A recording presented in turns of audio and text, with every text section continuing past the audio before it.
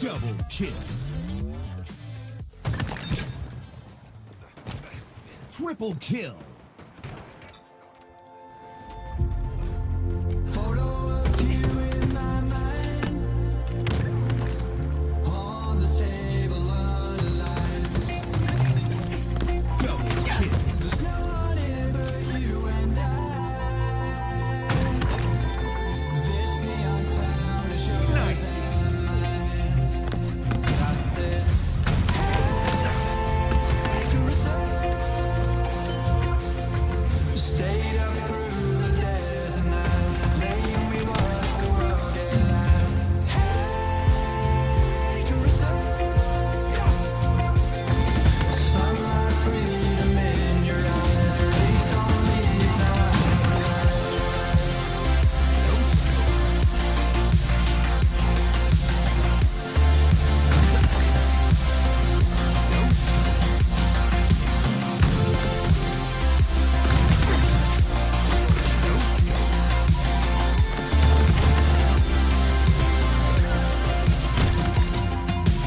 Double kill. Photo of you in my mind, Snipe. on the table No under scope. Double lights. kill. Killing spree. Scope. Double kill. Killing spree. This neon town is yours and hey, Caruso. Stayed up through the days and night, laying we watched the world get light. Hey, Caruso. Sunlight, freedom in your eyes. Please don't leave now.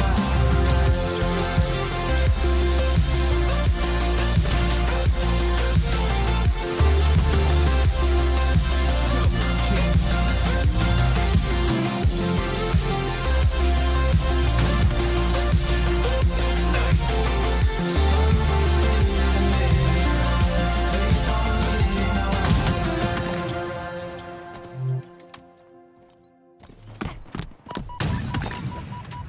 Snipe.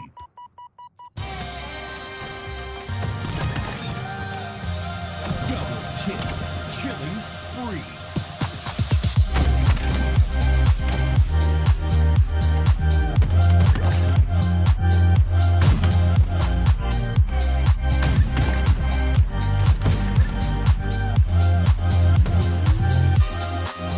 I've been waiting for somebody just like you, saying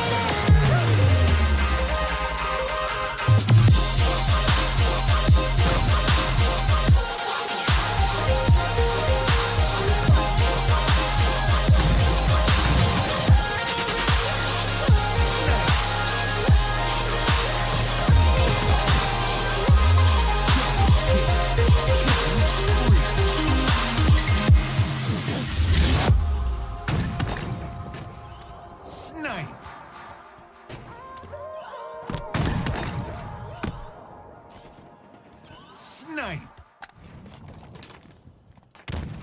Enemy team double kill. No scope.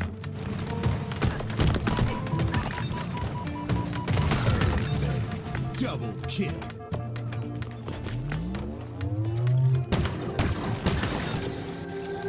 Took a little longer this time to finally open the blinds.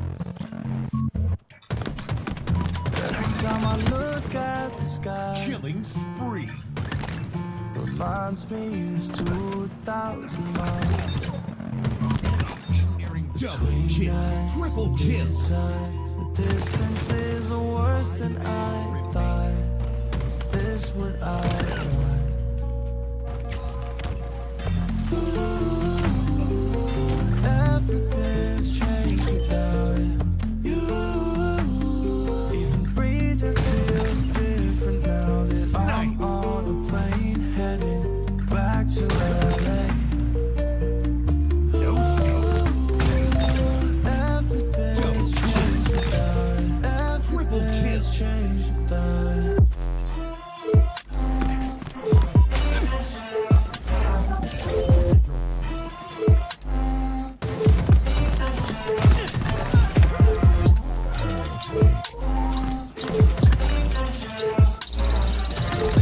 Double kill.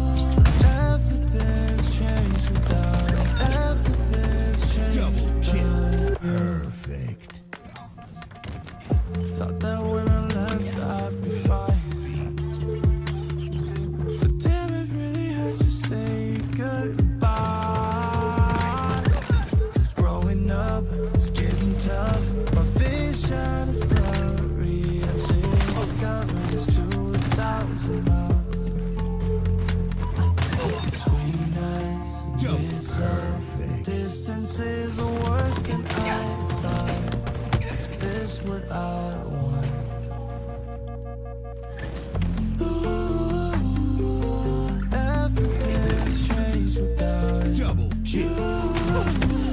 Even breathing feels different now that I'm on a plane heading back to LA. Everything's changed without. Everything's changed without.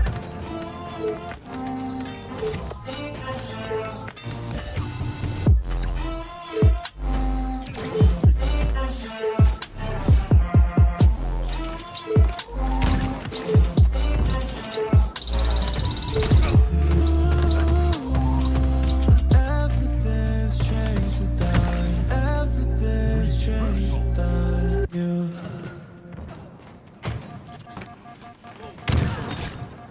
Triple kill.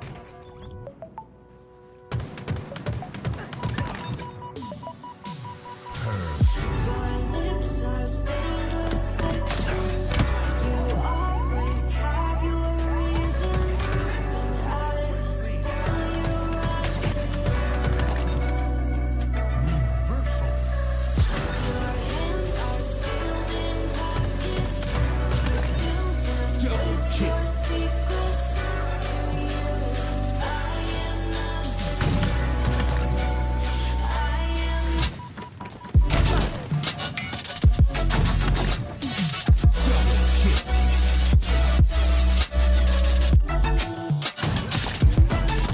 Snipe.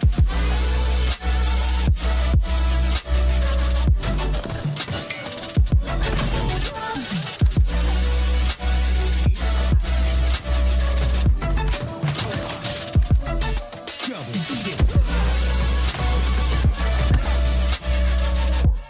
Perfect. Reversal. Your kiss, sweet like poison. You know Triple you kill. make me reckless. I'll run, but you are friction. Double kill. Your touch feels like heaven. Triple kill. Make me hate all my sins. You are my religion.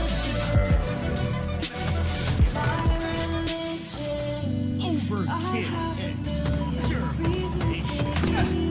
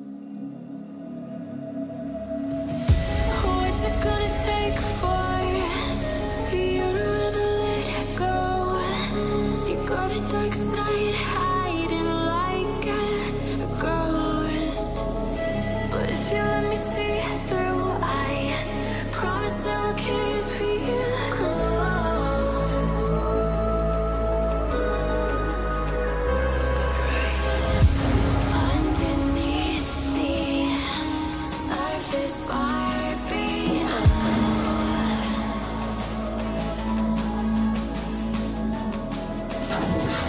Shallow breathing, scared to be known.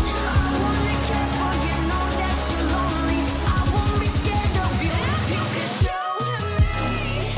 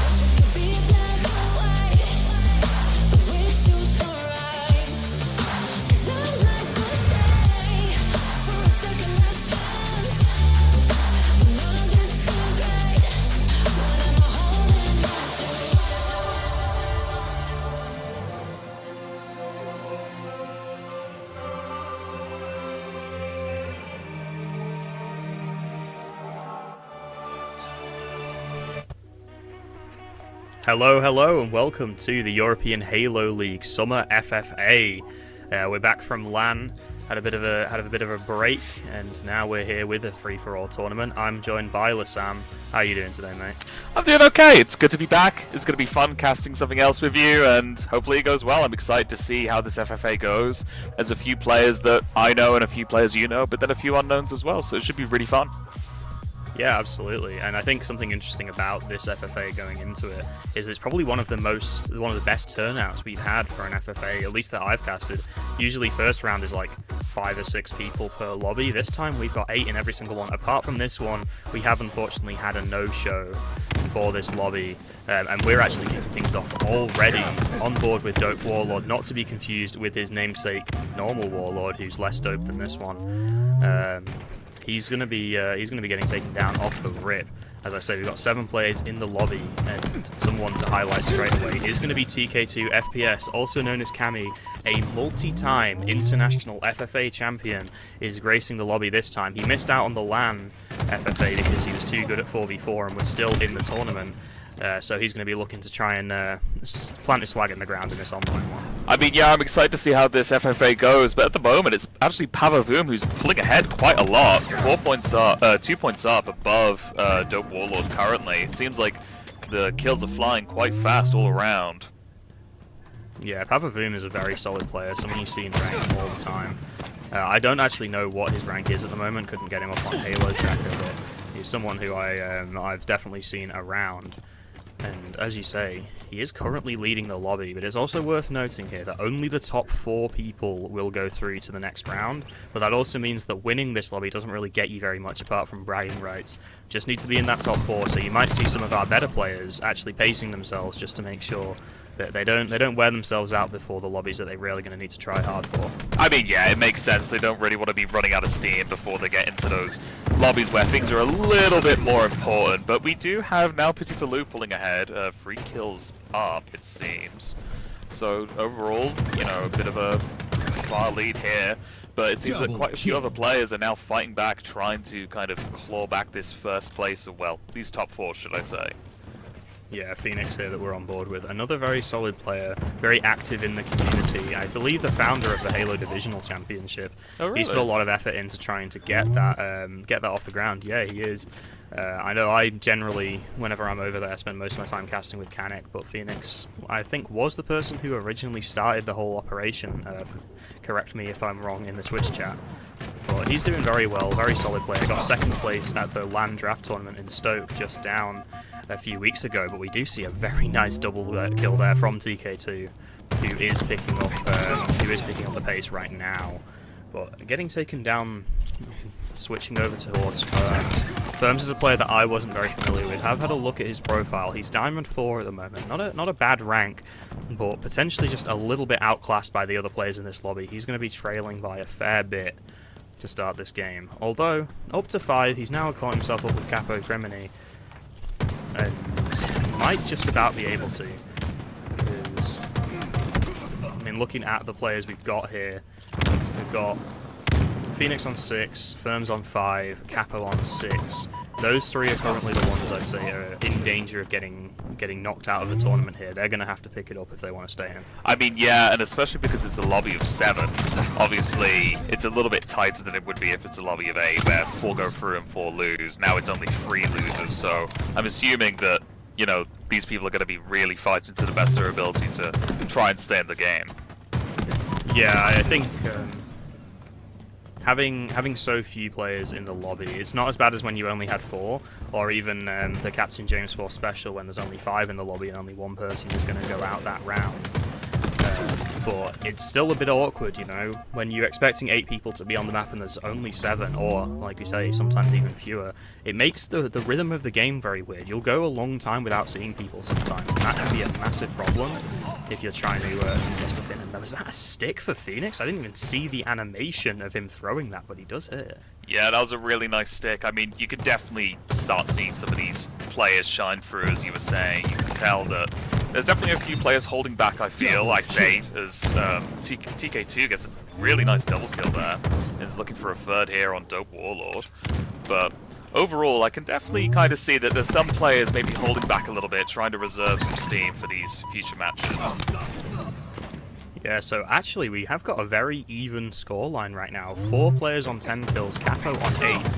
Every single player right now, apart from Petit Falou and TK2, are very much in the danger zone, with the potential of going out. Now it's worth noting, this is only map 1. We will play a second map of this Aqua FFA. Ooh, very nice kill there from Capo. But we'll have a second map of this Aqua FFA. Those scores will be added together. So it's not just about having one good map. You have to have consistently good maps in order to come out on top here. I mean, yeah, I think that can really change things up then, because just because you're frying in one, it might not be enough to carry you through, if that makes sense. I guess it's all about that consistency, as you were saying. And here we see Capo picking up the camo. Is he going to be able to maybe use it to pull himself back into the race here, almost? Yeah, he's going to have to get something working, because he's actually second lowest in the lobby right now. He's not far away from these other players. But the thing is, right now, where you're placed isn't necessarily as important as just how many kills you have. So, for example, Petit Falou right now can be resting pretty easy because he is so far ahead in terms of kills over the point where he's in the danger zone. Meanwhile, TK2 isn't actually that far ahead. He's only 3 kills above the kind of the chasing pack, if you will. Yeah. And therefore, only 2 kills now with Dope Warlord picking him up. So he's got to maybe be a little bit more on it. Although, like I said, Cammy TK2 is a very prolific FFA player. Probably, I'm not 100% sure, but he might actually be the highest earning EU player this year, because he's won both of the Dream higher than what Majin have been doing, especially when you consider the fact that they're having to split that between themselves and maybe their org. Oh, but Pavavoom is going to take him down in a very nice 1v1.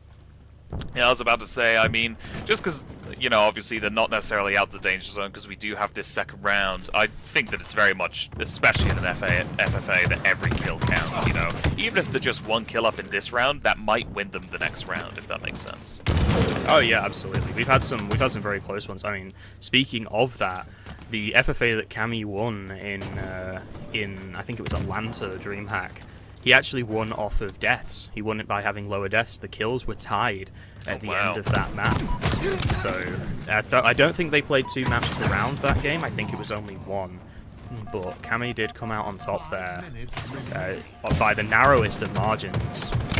However, like I say, he's probably pacing himself for this game, not too worried about it. But once again, as we look at it, we've got Capo and Phoenix both on 17.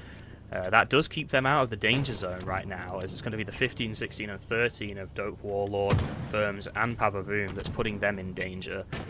Although we haven't actually talked so far about Petit Falou. Petit Falou is allegedly a Smurf account of Tuxi, a player who we did see on LAN just a couple weeks ago. He played very well. Maybe I think he played for that Luminon Ember roster. He did get second place, very convincingly second place, though unfortunately that was convincingly in both directions, as they didn't pose much of a threat to Majin in the finals, although even though they looked head and shoulders ahead of the rest of the competition.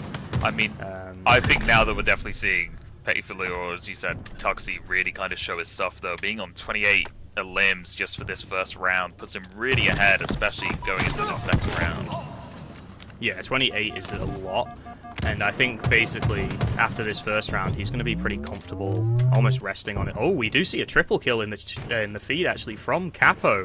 Might be able to make it into something more if he can find this one. He does, but it's not.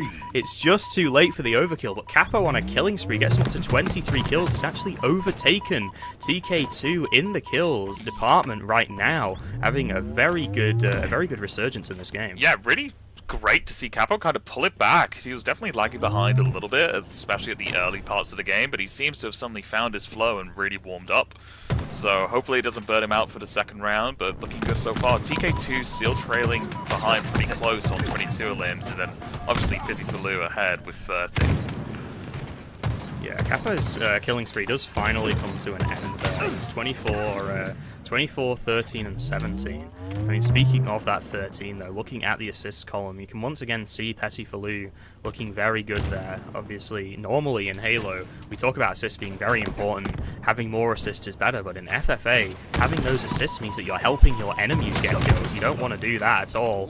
And we can see there that Pettifaloo is so far being very efficient, and actually Phoenix as well, very much avoiding giving away assists to the enemy.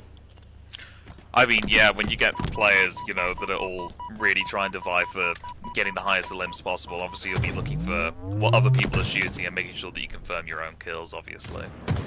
So overall, Yeah, a lot of looking it is really like those convincing third from all the parties. players here. Obviously there's a few stragglers, but since this being only round 1, those stragglers definitely have time to pick up speed. Yeah, Pavavoom, Dope Warlord, and Firms right now in the lower area. To be honest, I would have expected those to be the players that were struggling, I think, but I'm not sure I would have expected Pavavoom to be further down. He's a player I'm a lot more like I've heard the name a lot more than Dope Warlord and Firms, who I've never played with or against. I'm sure I've seen Pavavoom, you know, in those kind of, you know, mid 1500 plus Onyx lobbies. Meanwhile, Dope Warlord, I think, is about 1500 exactly, and Firms, I think, is Diamond 4, at least according to his Halo tracker. So seeing Pavavoom trailing behind them is surprising. Yeah, I mean, especially because Pavavoom seemed to have a really strong start, so it feels like maybe he's just lost a little bit of steam here. So, but I mean, obviously... you say that, but did you see Yeah, I just saw that. camo play? Oh, and what a stick from TK2 there. But, I mean, it's the case of, as you've been mentioning, it's round 1, and all you really need to focus on is getting a limbs, not necessarily being top 4 currently. Yeah, that's true. And we did, I mean, we kind of gave Pavavoom there the rare reverse caster's curse, where we say that something isn't going well, and then it starts going well.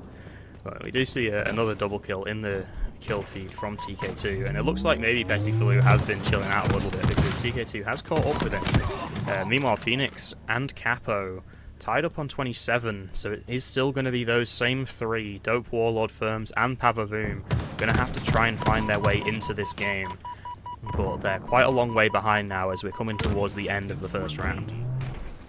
I mean, yeah, we're approaching the end of the first round here, 20 seconds left on the board, but, I mean, overall, the kills across the board aren't bad. There's definitely a few players, cough cough, Pettifaloo, that are really ahead here, but it's not unwinnable for these other players. I'd say they definitely still have a fair shot in the next round.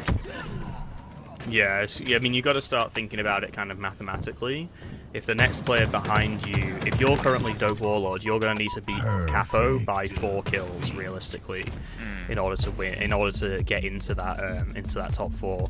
That's assuming that that's assuming that someone else doesn't do really well and also kick you out of that spot. But you know, that's kind of the situation these players are finding themselves in now. They're fighting from a deficit, and in previous FFAs where you had a different map in rotation, where you had that starboard position, you could maybe think, well, I might play better on the next map. In this one, it's just going to be Accra again. So if you couldn't find it in that round, then you got to wonder if you're going to be able to in the second one. Yeah, and I mean, looking at the scoreboard here, I think we can definitely see a little bit of growing pains for Pavavoom almost with those 22 kills, but 31 deaths and 12 assists. I think we can kind of see where that struggle might have been coming from. Yeah, definitely. Those assists are, you know, as a general rule, you can kind of see how the assists sort of trend a bit lower as we get towards the higher end of the kills. They're actually they're No, fairly they don't. consistent. Yeah, they're pretty consistent. It's I mean, actually, the lowest being it's Pettifaloo. I actually mean, after that Cappy. performance makes sense. Capo. Got myself mixed up between Cappy, Camo, Capo. You're nearly there. One more attempt. Capo had a lot of assists. There we go. We'll go with that. Yeah, there you go. I finally got a sentence out. We did well there. But overall, a pretty impressive first round. And I mean, I don't want to keep highlighting it, but Pettifaloo there was just, you know, something else. You know, low assists, high kills. It's what you really need to see in an FFA. It is, but it's also, you know, it's worth noting that you do have that is an FFA round, sorry, with some weaker players in it compared to maybe the round that we're going to see coming up in a moment after this one, because overall, looking through the rounds, basically every lobby had some seriously good players in it. I think we're going to see some good players going home in that second round. But as we're kicking things off here, as we say, our bottom three that you need to keep an eye on are Dope Warlord, Firms, and Pavavoom. Dope Warlord was on 25 kills, Firms on 23, and Pavavoom on 22. Meanwhile, the 4th place player, Capo, was on 28. So all of them have a bit of a deficit to work towards, but of the three, Dope Warlord doesn't have to do that well. Just has to beat Capo by 3 kills in order to get himself into that top 3. But Firms with this camo might be able to get off to a hot start. He's able to get a back smack there, which is quite nice after slightly whiffing it the first time. Isn't really able to find anything else at the moment. Camo's still up at the moment, but I don't think it'll be lasting much longer. It seems like he wasn't able to get the most use out of it. Across the board, though, we're seeing kind of a bit of a slow start, especially from Pesifaloo, currently sat at now 1 kill, make that 2. But it's the case of, you know, obviously Pesifaloo being quite ahead doesn't have to stress as much as the others do. Yeah, I think Pesifaloo might be comfortable just essentially using this as a warm-up lobby from now on, not worrying about it too much, and I think that might be why we saw TK2, a player who we know is very, very proficient at FFA, racking up a lot of assists, not really, not playing necessarily as carefully as you might expect. See Phoenix though with a double kill, maybe he can make it a 3rd. And he Really nice to play do so from off to Phoenix a, there. yeah, he's off to a very good start, 7-3. Meanwhile, Capo, we said that he was going to have to lose by more than 3 kills, but he is also off to a hot start. It's starting with 7, almost double the kills of anyone else in the lobby. Yeah, I was about to say, if my name was Dope Warlord, Pavavoom, or Firms here, I'd be definitely sweating a little bit and getting a little bit worried, since it seems that these good players in the first round are keeping up the steam for the most part going into the second. Double kill. Yeah, I do wonder, like, when you're outside of that top 4 going into this next round, you kind of you've got that little bit of a break, you got that reset. You got to think, like, how am I going to come out better this time than I did last time? How am I going to keep that? Because one of the interesting things about FFA is because there's no objective, because there's no sort of finish line with the killing other than the end of the game. It's not necessarily about making individual good plays, it's about consistently making the right play over the course of the entire game. Because if you don't and someone else does, then they're going to end up ahead of you. Yeah, and I mean, I was going to mention the point that maybe it's just like a maps game in your head, you're keeping track of how many kills you have and where you are in the leaderboard, but I think when it boils down to it, you're mainly just focused on getting those kills. You don't care what your score really is unless you're one of these players that's really ahead. So Yeah, but we are looking at those bottom 3 once again finding themselves very low down in that kills department. Firms only on 3 kills so far, Dope Warlord on 4, Pavavoom on 5, doing better than last time relative to the others anyway, but not well enough to take down Tuxi. As he finds himself a double, he's still got this camo to work with, and Phoenix has no idea that he's there, gets taken down in short order. Pesifaloo / Tuxi just on the hunt for the next kill, misses that player, but finds another. Can he take down Capo? He does, and there's no trade from Capo. Somehow doesn't manage to find that trade. Pesifaloo / Tuxi still with this camo, moving towards more players, gives away an assist there for no apparent reason, but probably because he's just not that worried right now. Finds that clean up onto him. He's gonna kill Dope Warlord as well. I mean, so confident. Yeah, I was about to say, Seal, if this is Tuxi's warm-up game, like you were saying, I'd definitely be worried about the games to come, since he seems to be on fire, even in just a slow warm-up game. Yeah, it does look that way. And, you know, looking at the assist column, it is higher than it was last game. Phoenix, actually, with phenomenal efficiency. Not a single kill given to anyone else. As I say that, I do curse if he gets one. But still doing very well so far this game.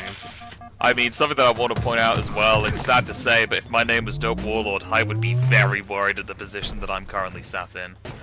Yeah, same goes for Firms, both on 4 kills. Yeah, it's definitely looking rough for them. Pavavoom slowly climbing back up as well, going to 7 kills, so I mean, there's always a chance for the brackets to kind of change and this top 4 to be maybe a little bit debatable, but you really don't know until the end of the game. Yeah, and we can see here, I mean, I think you can tell from that sequence that TK2 is not particularly worried right now. He's just running around shooting whatever he sees. happily tagging up that player going into the util. He knows he can't clean up that kill. He doesn't care that much because right now he is on 14 kills. The third place player is on 8.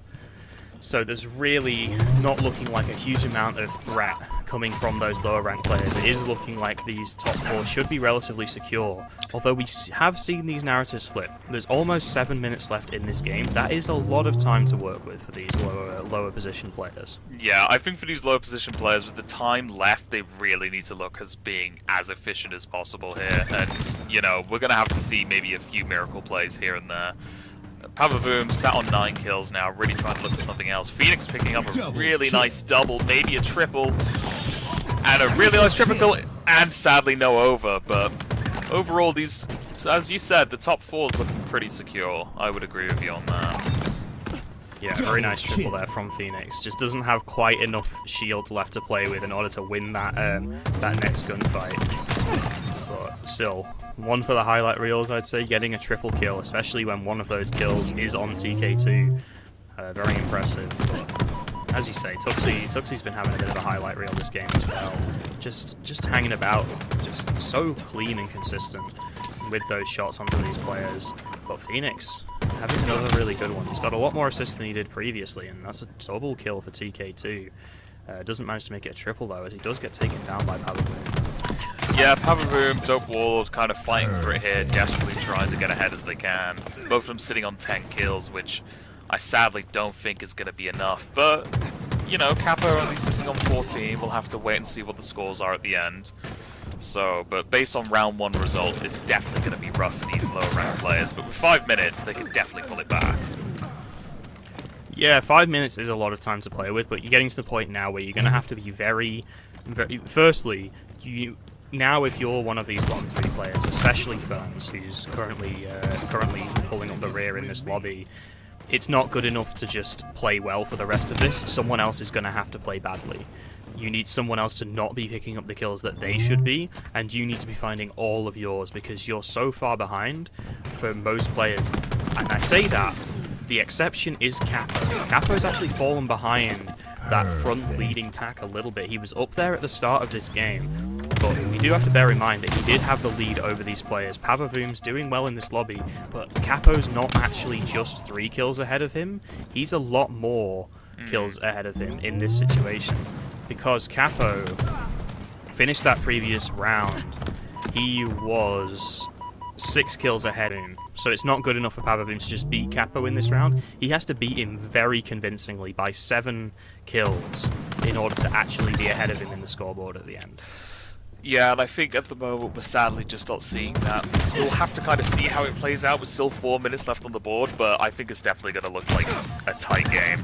Well, not a tight game, but I think the 4 have kind of been decided. Yeah, it's definitely looking that way right now. I think, like I say, Pavavoom is probably the one with some hope. 3:45 might be enough time, but not if he's not managing to pick up the kills that he wants to be finding.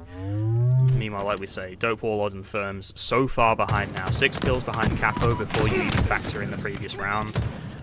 It's not looking great for these players, and it's going to take a bit of a miracle, I think, for them to get back into it. I mean, yeah, and especially with the other players playing as dominantly as they currently are, you know. Double kill. Tuxie on 30 kills now, you know, and Triple Capo's kill. definitely not trying to let this advantage go to waste. He's currently sat on 18, still trying to pull ahead. Pavavoom trying to catch up, but it's just going to be difficult to do. Yeah, TK2 with the most casual triple kill I've ever seen. Yeah, I was about Playing to say. SWAT, just finding those heads as he runs around the map. And I swear, right, TK2 moves faster than I do in this game. Like, I don't know what it is. His sprint speed is faster or something, because he just covers so much ground. Although, gets taken down by Pesifaloo in that 1v1. Tuxie still looking very good in this round 2. Yeah, I mean, you know, round 2's slowly approaching a close now. We've just hit the 2-minute, 30-second mark, and as we've mentioned, your top 4 seeming pretty reliably chosen. Pavavoom still trying to fight back, but with a 4-kill deficit between him and Capo, it's just looking a little bit rough. It is interesting how much more of the... Oh, that's a triple kill for TK2. Hold that thought, and he has seemingly identified where the overkill is, but he's not going to be able to find it. He's going to elect to stay alive. And it is also worth noting that was TK2's 40th on the board. 40 kills in FFA, and he's still got 2 minutes left. Finds that perfect as well. He's on the hunt for more. TK2, can he find that one? He's going to be able to. Gets taken down, as he was out in the open, but he's going to be very happy with getting that kill. But Petty Falou, Tuxie's going to answer back with one of his own. He can't win that 1v1 though. No shields to work with against TK2. But these two right now feel like they're just flexing on the competition, seeing how high they can get their scores. I mean, yeah, I know you said TK2 was serious business, and in the first round we saw that a little bit, but I really thought Tuxie was going to be the one to run away with it. But TK2 has woken up and chosen violence and is really trying to pull ahead here. And, you know, it's a really impressive display going up to this 43 kill mark. Phoenix finding it all. 44 kills is kind of ridiculous. Yeah. And it's not as if he's just farming the lower ranked players for it either. He's getting kills on basically everyone in this lobby, even players like Phoenix and Petty Falou, who we know are very strong. But TK2, like I say, he is by far the most prolific FFA player I think playing today. We do have other FFA champions in the tournament, but to win 2 international ones against some of the top-rated FFA players in the world, some of whom were also former champions, that says something that I think most people don't have. Most people are not going to have the smoke to do with TK2. And Yeah, I think the fact that Petty Falou has been staying close is interesting. I want to point out quickly, I want to kind of give it to Pavavoom for desperately trying to claw it back. Now sat on 21 kills compared to Capo's 19, with only 15 seconds left on the board. Going up to 22, I don't think it will be enough. We'll have to see at the end, but Pavavoom's really giving it his all, really trying to claw back into this fourth place spot. And if I was Capo, I'd be a little bit worried. Yeah, Pavavoom just too little too late, I think. He beats Capo there by 3, but he lost by 6 in the previous game, which I think will put him still 3 kills behind Capo. But, like you say, it is worth giving that highlight to Pavavoom.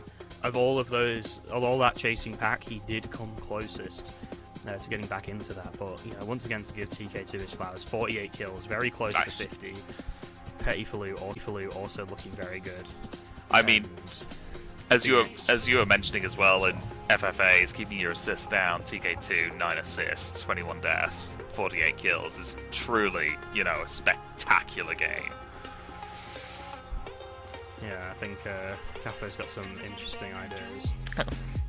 Slink. I don't think Slink's in this lobby, Cammy. At least not as far as I'm aware, unless Petty Falou isn't Tuxie in his Slink. And I'm pretty sure it's Tuxie. Everyone seems to think it's Tuxie. So anyway, that's not the point. Point is, we come to the end of that round, and like I say, I do think it was Petty Falou, TK2, Phoenix, and Capo who were going to make it through from that one. Meanwhile, looking at the scoreboard, we can also see that T. Calpin apparently won out the first round, the won out match 1 of round 1. 86 kills. Bastos on 84. Harshly, another FFA champion, only on 77. That top 4 is stacked. Yeah, I was about to say, I think we've got some very exciting FFA games ahead, especially seeing these scoreboards. I'll be very curious to see how they stack up against the players that we just watched. So especially seeing how TK2 was so dominant in that second round, seeing him go up against this Calpin and Bastos will be very interesting. Yeah, well, Bastos being a professional player, I think possibly the only player that you would call a professional player in this tournament. But also worth noting, Mifushi going out in round 1. Not expected, at least not by me. He's a very, very strong player. But round 1 was absolutely stacked looking at it now. Bastos, Calpin, and Harshly, all 3 extremely strong competitors. Some very good players going out in round 1 in that first match. I mean, yeah, I'm to put simply, I'm excited for what's to come. I'm excited to watch some really tense, vicious FFA going forward. So, I mean, we'll just have to wait and see the scores and then see who gets slumped together next into... So, how many players are going to be in the next round, if you don't mind me asking? it will be 8-player lobbies from now on, I believe. It'll be the top 4 from each lobby going into the next match. Right. And I do see some scores from another one coming in. Looks like Warlord. I don't know. I'll have to wait until they're all put in, because otherwise I'll have to do a lot of very quick mental maths. Yeah, I was about to say. Unfortunately, it looks like the Curly Cat probably going out along with Azrael, who is not a player I'm familiar with. Meanwhile, Gabs and Remote, I think, fighting over 3rd place, but it doesn't look like either of them are going to have made it into the top 4. So I think it's going to be Cabane, Chaos, Shiesty, and Warlord making it through that next one. Not surprised to see Warlord there, and I'm honestly kind of glad that we didn't end up with Warlord and Dope Warlord in the same lobby, because that would have Yeah. been confusing. I mean, I want to give credit to Dope Warlord. He definitely did his best, but sadly, against TK2 and against Tuxie is just a little bit difficult. Yeah, and as you say, credit to Pavaboom as well for Yeah. how much fight you managed to put up towards the end there. But we are going to go to a quick break. We'll be back when that second round is ready. It looks like most of the other lobbies are finished now, so that shouldn't be too long. We'll see you then. Okay, awesome. See you then.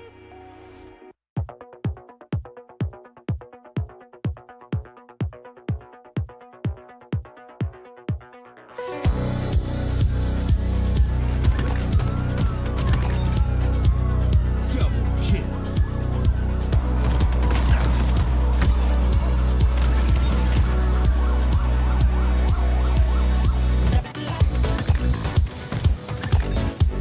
Double kill.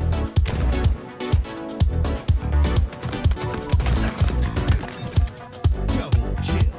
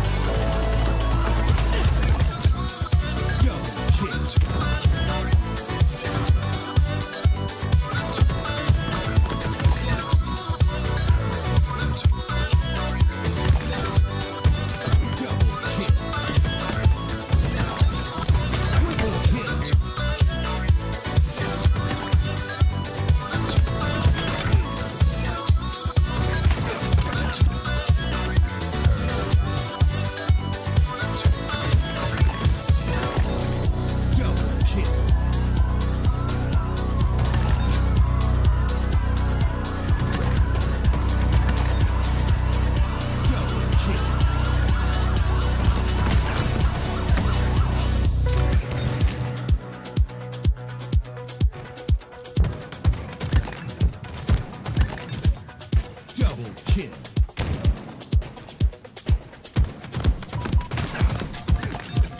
Double kill.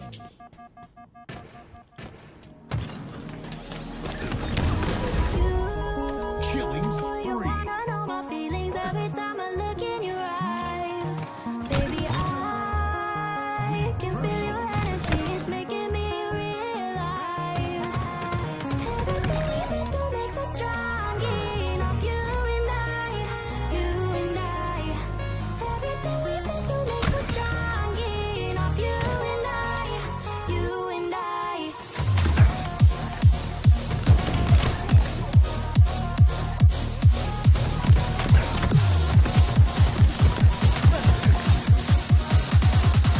Double kill. Double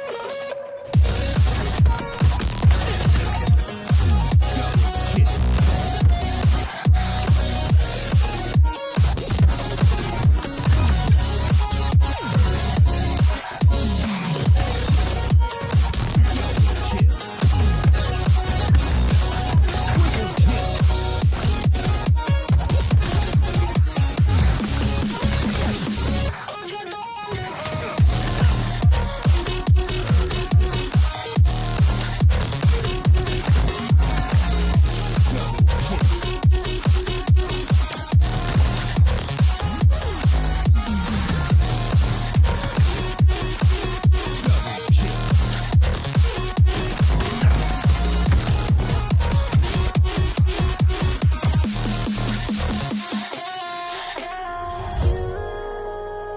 You wanna know my feelings every time I look in your eyes. Baby, I can feel your energy, it's making me realize everything we've been through makes us strong enough. You and I, everything we've been through makes us strong enough. You and I.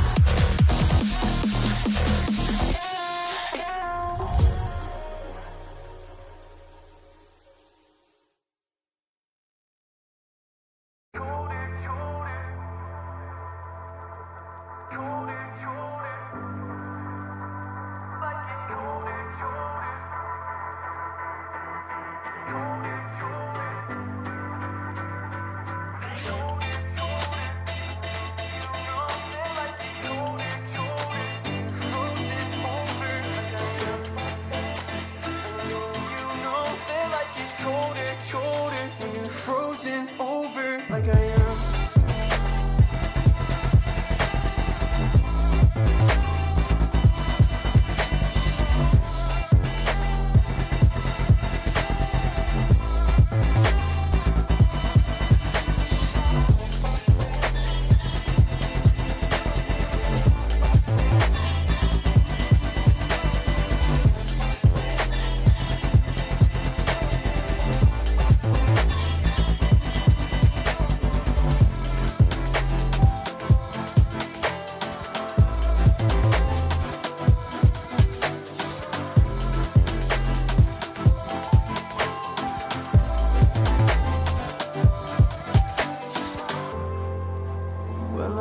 you know that life gets colder, colder when I'm older, older than I am.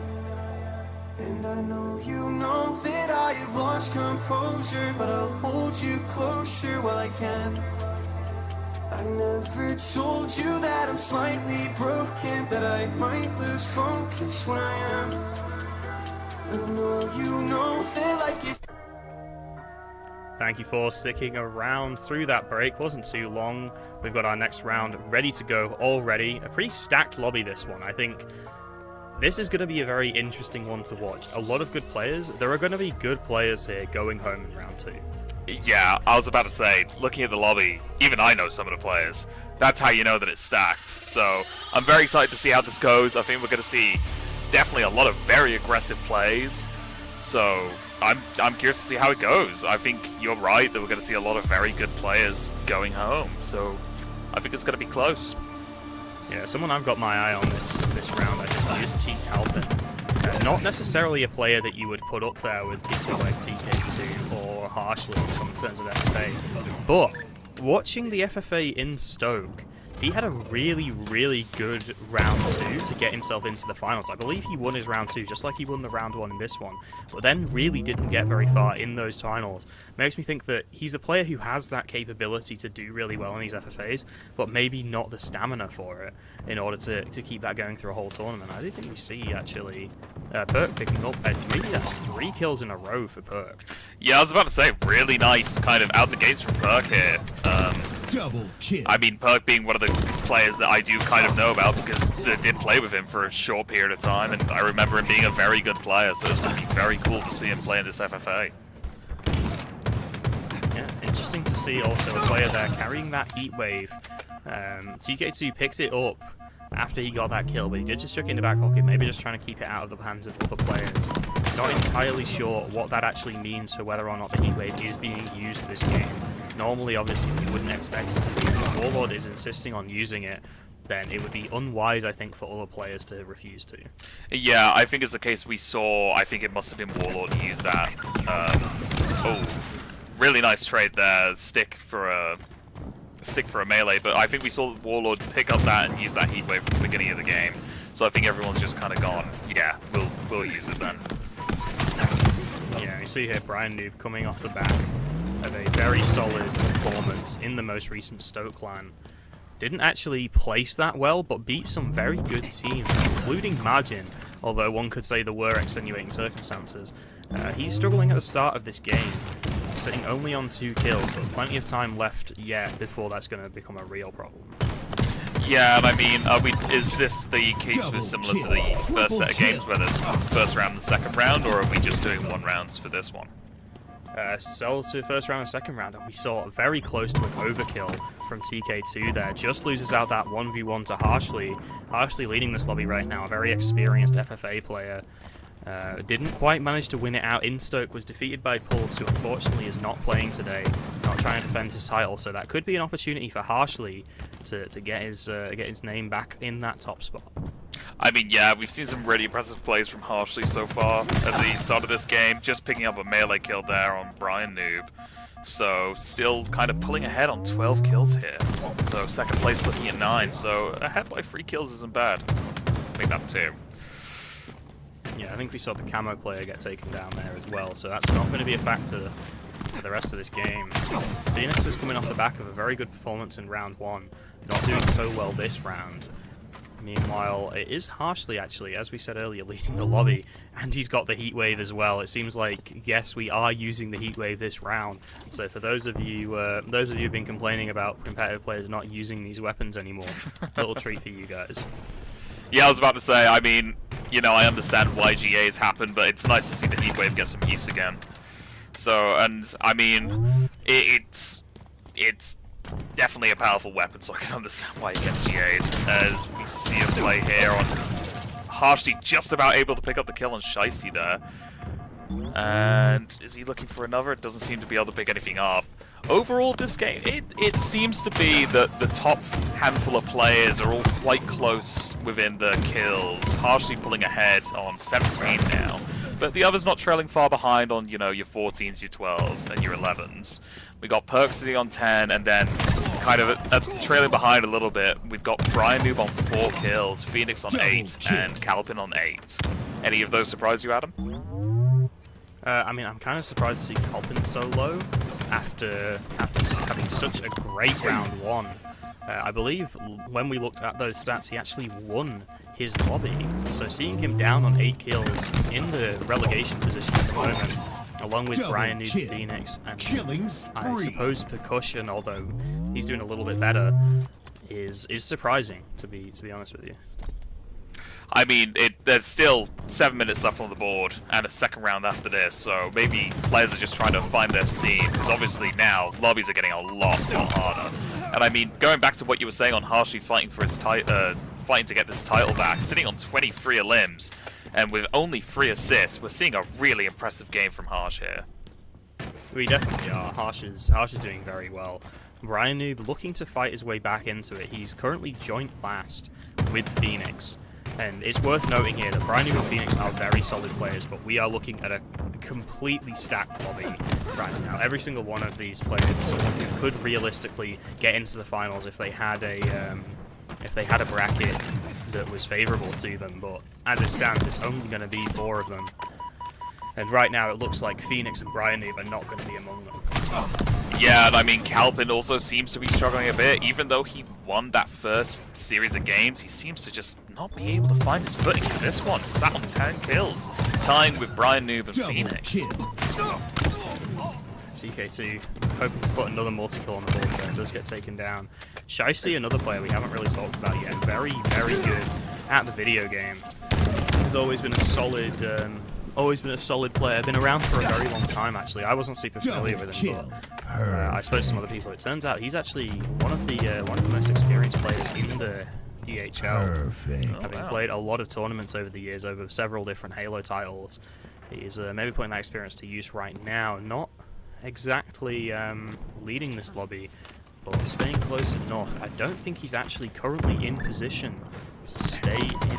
Oh, yes, he actually just about is, because we've got Phoenix on 12, Calpin on 13, Brian Noob on 11, and Percussion on 13. Those are your current bottom 4 players. Yeah. 5.5 minutes left in this lobby. I mean, if you're going to ask me with 5.5 minutes left, this is definitely looking like that battle for 4th place, I guess you could say, because Warlord, TK2, and Harshly all pulling ahead quite substantially. Warlord sitting on 20, TK2 on 23, and Harshly on 33 with only 3 assists.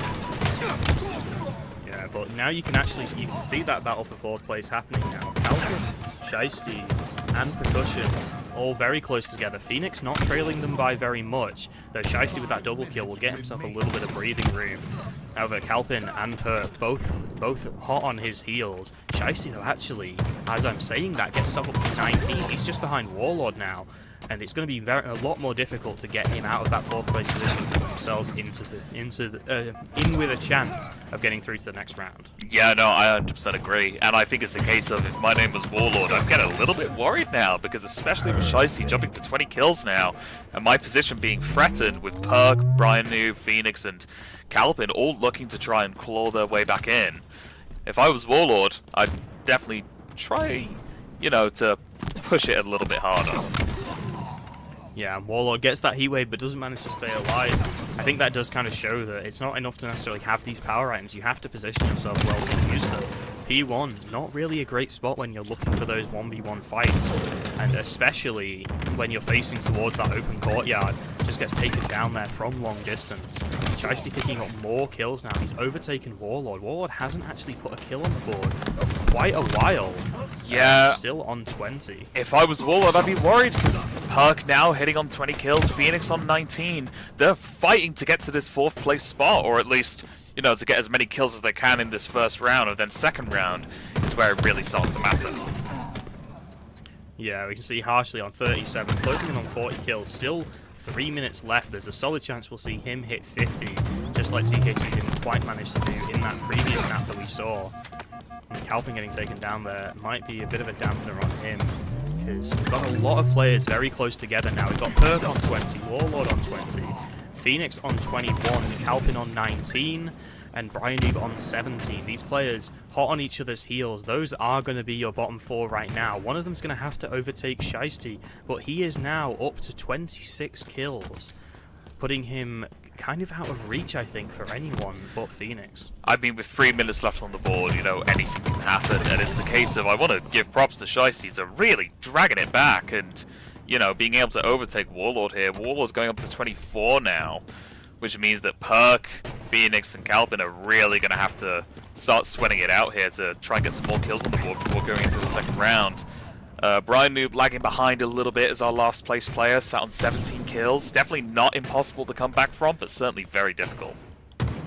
Actually here, looking to try and clean up that kill onto Brian Noob. And, you know, unfortunately for Brian Noob, that's time that he's spending dead, time he's not getting kills, and what the hell just happened? How on earth was that not a back smack? Somehow TK2 plot armors his way through that in order to pick up that triple kill.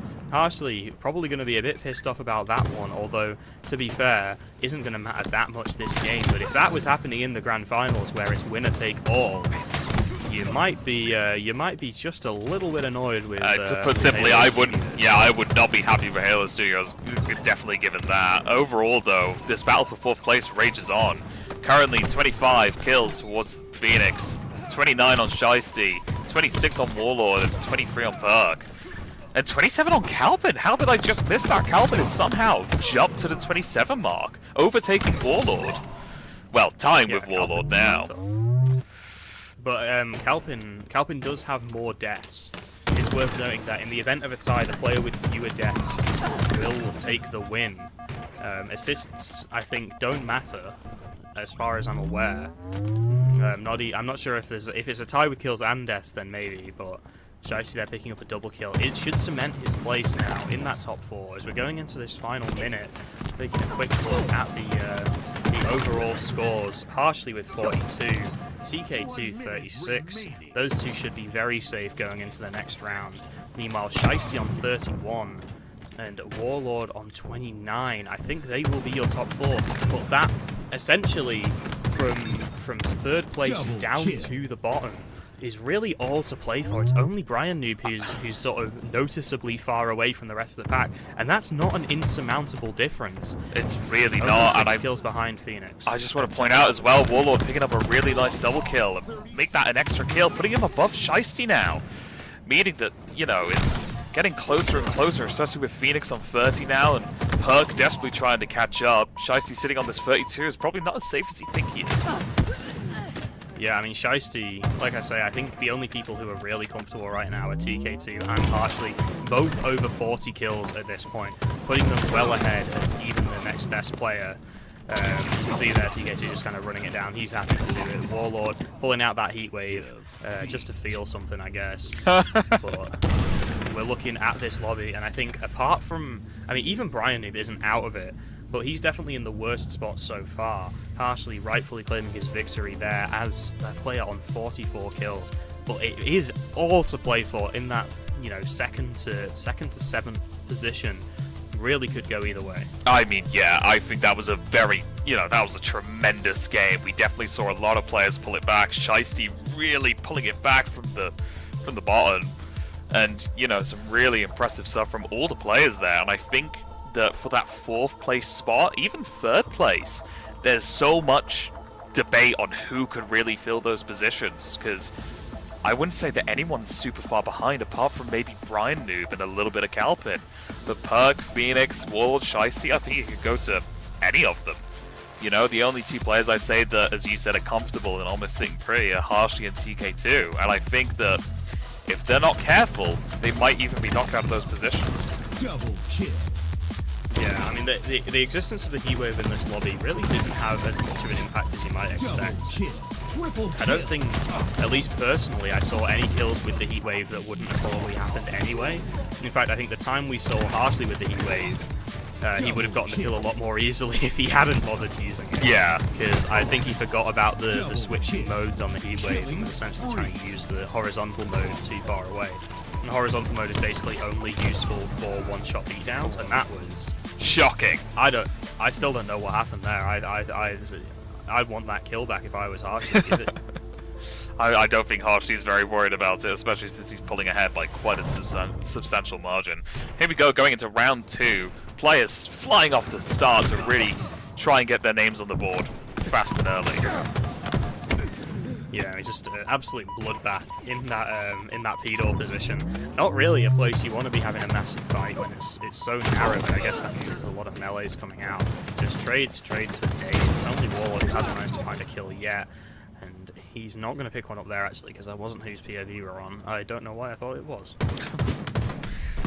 I mean, it happens to the best of us, and I'm very curious to see if Perk's able to keep up the steam here, since Perk seems to be quite a very good early game player, at least early on during the first round of this. He did very, very well, and I want to see if he's able to keep that up and maybe overtake, you know, this Shiesty Warlord and maybe even Phoenix, and to kind of see where it lands. Yeah, Warlord is the man to beat in this lobby so far. He was on 33 kills at the end of that game. That puts Phoenix only 2 behind him, Perk only 3. After that, it gets a little bit more dire. Calpin needs to win by 5, and Brian Noob will need to win by more than 9. But that's very doable. You know, these are very strong players, and we saw from Warlord there was a solid section of that previous game where he just wasn't able to put a kill on the What a board. triple! Hold that thought, Shiesty Oh, with the overkill, the over. using that heat wave, giving Warlord a taste of his own medicine as he takes that off his corpses and uses it to get an overkill. What a great way to start this map too. I mean, what an impressive display from Shiesty there, and you wanted your power play with the heat wave at him, there it was. Yeah, I mean, fantastic use of it. Using exactly what I said there, making sure you use that horizontal mode for that one-shot beatdown. That is what it's for, and that was a fantastic play from him. And meanwhile, as we said, Warlord is the player to beat in this lobby. He's the guy in 4th place. He wasn't far behind Shiesty, to be fair. But he's not having a good start to this game. He's currently trailing the lobby, and that is very good news for those bottom 4 players, because they need to beat Warlord, and they don't need to beat him by that much, especially not in Phoenix and Percussion's case. Yeah, I was about to say, if I was Warlord, I'd be getting a little bit nervous, especially due to my low kill count, and Phoenix seems to be doing pretty well. Sound 10 kills, actually leading the lobby here at the moment. So definitely an impressive showing from Phoenix so far. Shiesty not far behind, sitting on 9, and then, you know, Harshly and TK2 sitting on an 8 pretty comfortably, just kind of cruising through. But Brian Noob as well, climbing to that 8 kill mark, you know. I know that it's a long way to go for Brian Noob, but part of me likes to have hope. Yeah, no, I would agree. And I think, like I say, the big problem for a player like, I think, Brian Noob and Calpin, being, you know, as far back as they are, it's not just a matter of them playing really well. I think they're at the point now where the person ahead of them is going to have to play sort of noticeably weaker in order to win that. Because not only do they have to beat Warlord, they also have to beat Calpin and Perk and Phoenix in front of them as well in order to get into that 4th place position. And right now, that's looking like a very tall order. Phoenix, especially, is having a really hot start to this game. Yeah, I was about to say Phoenix, I'd say he's rise from the ashes, but he never really went away. And we can definitely see a very dominant showing for him this round. We're seeing Perk kind of fall behind here now, sat on 7 kills, and tying with Calpin, who's also kind of stumbled at the start of this game. But with 8 minutes left on the board, you know, nothing's over till it's over.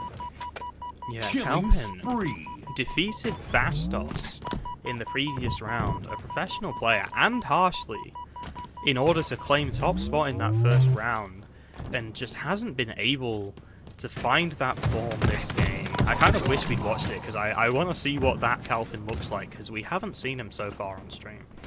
I mean, I think it's the case that what you mentioned to me during the first series of FFAs is that a lot of people might be using, you know, these stronger players might be using the first round to, I guess, as you said, warm up. Not to try and say that Calvin's not a good player, but maybe now he's just struggling to find his footing in an FFA lobby filled with really good players. See, I would agree on that, but I also don't think I've ever seen Bastos not sweating his life out in a game. I played him in a placement match once, full of diamonds, and he was sprint strafing me. So, you know, that guy. I don't know if that guy has any other modes. A cheeky triple kill there from Harshly, by the way. Very nice from him. Yeah, I was about to say.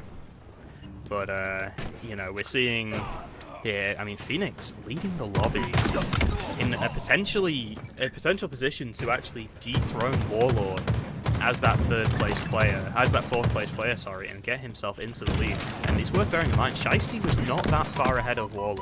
Not comfortable by any means. He's doing alright this game, but if players like Phoenix start really picking it up, then he might be in the danger zone too.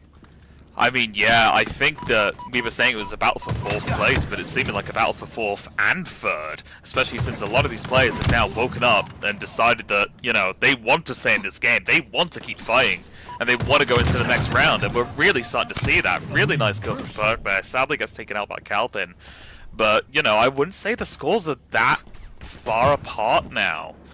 You know, Shiesty sitting on 18 and Phoenix sitting on 19. TK2 and Harshly sitting on 17 and 18 equally. You know, I want to point out Brian Noob sat on 19 kills. He's really trying to fight back for this position. Obviously, it's going to be a bit of a struggle for him because of his deficit, but it's never say never. Yeah, absolutely. You see, you know, it's definitely Perk and Calpin right now who are struggling the most. Everyone else in the lobby is 18 or above, most of them 19. Perk and Calpin struggling a lot here, and I like the efficiency we've seen from Perk in terms of his assists, but maybe not quite so much his deaths. He's got the most in the lobby, and as a general rule, your deaths don't matter that much in FFA, because, you know, it's all about who gets the most kills. It's not a race to get the most kills like it is in a normal 4v4 Slayer, but that's going to start mattering. Every time Perk dies, he's spending seconds dead, and those are seconds that he's not killing. I think that's a really good point to make. I think, you know, deaths matter to some degree, because if you're dead, you can't be getting kills. And in a game like this, kills are what wins you the game. Especially with these players that are trying to fight into this 4th and 3rd position, obviously playing from a deficit. That we're going to have to really see some impressive plays from them. Talking about impressive plays, Phoenix sitting on 24. You know, he's really, 25, really fighting for this position. Yeah, TK2 also just one-man armying inside that bridge. Now, once again, it's not really... I think when you're looking at Harsh and TK2, you can almost, like, remove them from the equation in this game unless they start falling really far behind. Because they were very far ahead in that previous one. TK2 being 6 kills ahead of Shiesty, Harsh being 9 kills ahead of Shiesty is not an insurmountable deficit, but the thing is, it's not Shiesty that they have to worry about. It's, you know, basically everyone in that lower 4 would have to do incredibly well in order to kick those guys out of the top 4, which I don't see happening, so I wouldn't worry too much about them. But the player that I am worried about right now is probably the Phoenix and Warlord, because those two are fighting very fiercely, and they were close to neck and neck in the previous game. Right now, Phoenix is actually far enough ahead of Warlord in this game that if the game ended right now, Phoenix would kick Warlord out of the top 4. I mean, yeah. I mean, Phoenix's display this round has been phenomenal, but with 3 minutes, well, 3.5 minutes still left, I think Warlord can definitely still pull it back, and I mean, Shiesty's not giving up either. Shiesty's sitting on the 27 kill mark, and Brian Noob desperately trying to claw up, sat on the 26 kill mark. I say this can still kind of go anywhere. I think the only 2 players that are kind of lagging behind a little bit are Perk and Calpin here. Yeah, I do agree. Perk and Calpin right now, I mean, especially Perk, who is the only player who hasn't managed to cross 20 kills yet. And I think, unfortunately, they might just be victims of the fact that this is such a stacked lobby.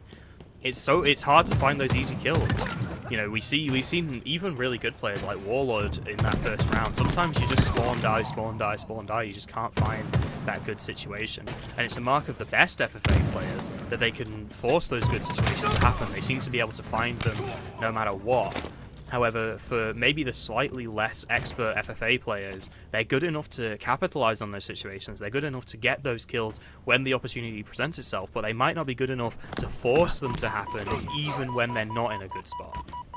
Yeah, absolutely. And I mean, I just want to point out quickly, Phoenix sat on 35 kills, Warlord sat on 29. It's close. I think Phoenix is probably, you know, definitely ascended into that top 4. I'm not going to do the mental maths because I'm terrible at maths, but Phoenix is definitely taking the lead in one way or another. Phoenix is, well, now that Shiesty has picked up those kills, actually maybe not, but for a second there, Phoenix is actually ahead of Shiesty, I believe, because Shiesty was only 4 kills ahead of Phoenix. in total. So yeah, right now Phoenix is actually tied with Shiesty in terms of kills. I'm not going to bother working out the deaths right now because that's not that big of a, you know. We'll figure that. We'll cross that bridge if/when we come to it. But it's worth noting that Phoenix is in a very good spot now. He is currently in position to get himself into that top 4 and get into the next round. However, Perk, a player that we've talked about having some question marks about, a player who's struggled so far this game, has only just hit that 20 kills. He has the camo. This is an opportunity now for him to swing this game in his favor. Yeah, I think Perk can definitely make a play here. I also want to point out, it seems that somewhere along the way we've lost Calpin. Oh. Yeah, I've only just noticed looking at the scoreboard, it seems like Calpin either has had some kind of connectivity issue or has given up. Got hit with a heatwave 1 too many times. Could be that, could be that. And definitely seeing some really impressive play from Perk there, getting a really nice double kill. But I think in the position that he's in, it's just not enough, which is a shame to see. Yeah, I think Calpin taking a look at the summer, I think Calpin has decided to throw in the towel. Won't make a huge amount of difference here, but we're actually in the final minute of this game. Warlord 34 kills, Phoenix on 40. We've got a lot of players hanging around that 34 kills mark. However, for a player like TK2 or Harsh, doesn't really matter that much because they were so far ahead. But for a player like Warlord, I think he would currently be knocked out by Phoenix. In fact, I think Shiesty is also going to be overtaken by Phoenix if things continue the way that they are. Yeah, I just want to point out left. a stupendous game from Phoenix here. He really wanted that 4th or 3rd place spot, and he's really fighting for it. It's definitely not over. Warlord sat on 36, Shiesty sat on 36, and then obviously I want to point out Brian Noob as well sat on 37, which isn't enough, especially with his deficit, but still a really impressive showing. Yeah, and that is going to be the end of our round 2. I think Phoenix, it looks like Warlord may have been knocked out by Phoenix there. I'm not 100% sure. It's quite hard to keep track of with all the different players. But in the previous round, Phoenix was trailing Warlord by only 2 kills, and he definitely beat Warlord by more than 2 kills this round. But he's so far up. In fact, the leaderboard is so different this round anyway. It's pretty hard to make any definitive calls. Calpin and Perk, I think, are definitely out. But beyond that, it's very hard to say. Yeah, I mean, obviously, I just want to shout out all the players. That was a great game from everyone there. I don't think anyone was playing necessarily subpar. Even those players who trailed behind a little bit, I think everyone did really well there. We definitely saw some great plays and some great kills. So, yeah, well done to everyone. Pretty good, though. Pretty good stuff. Yeah, so our top 4 in the first round were Harshly, TK2, who I think were pretty much safe. Then Shiesty and Warlord. Shiesty being 3rd here almost certainly confirms him. And therefore, I think it's going to be Phoenix who has winning not only this round, this map, but his place in the next round of the tournament. It's kind of like I say, it's kind of hard to do the mental maths, but that looks like how it is from the eye test. I'm sure we will have those exact maps fairly soon. Yeah, no, absolutely. Sorry, I'm currently watching this wonderful Heatwave overkill. What an amazing play that was. Yeah, I mean, that's our first overkill of the day, and it was a hell of a one. Double kill. Overall, really solid game. Just really impressive from all players there. So I do have the final results Cool. of that map. Give us the rundown. In first place with 79 kills, Cammy in second with 77, Phoenix in third with 74, and Shiesty in fourth with 72. Warlord missing out on the next round by 2 kills will be out of our tournament.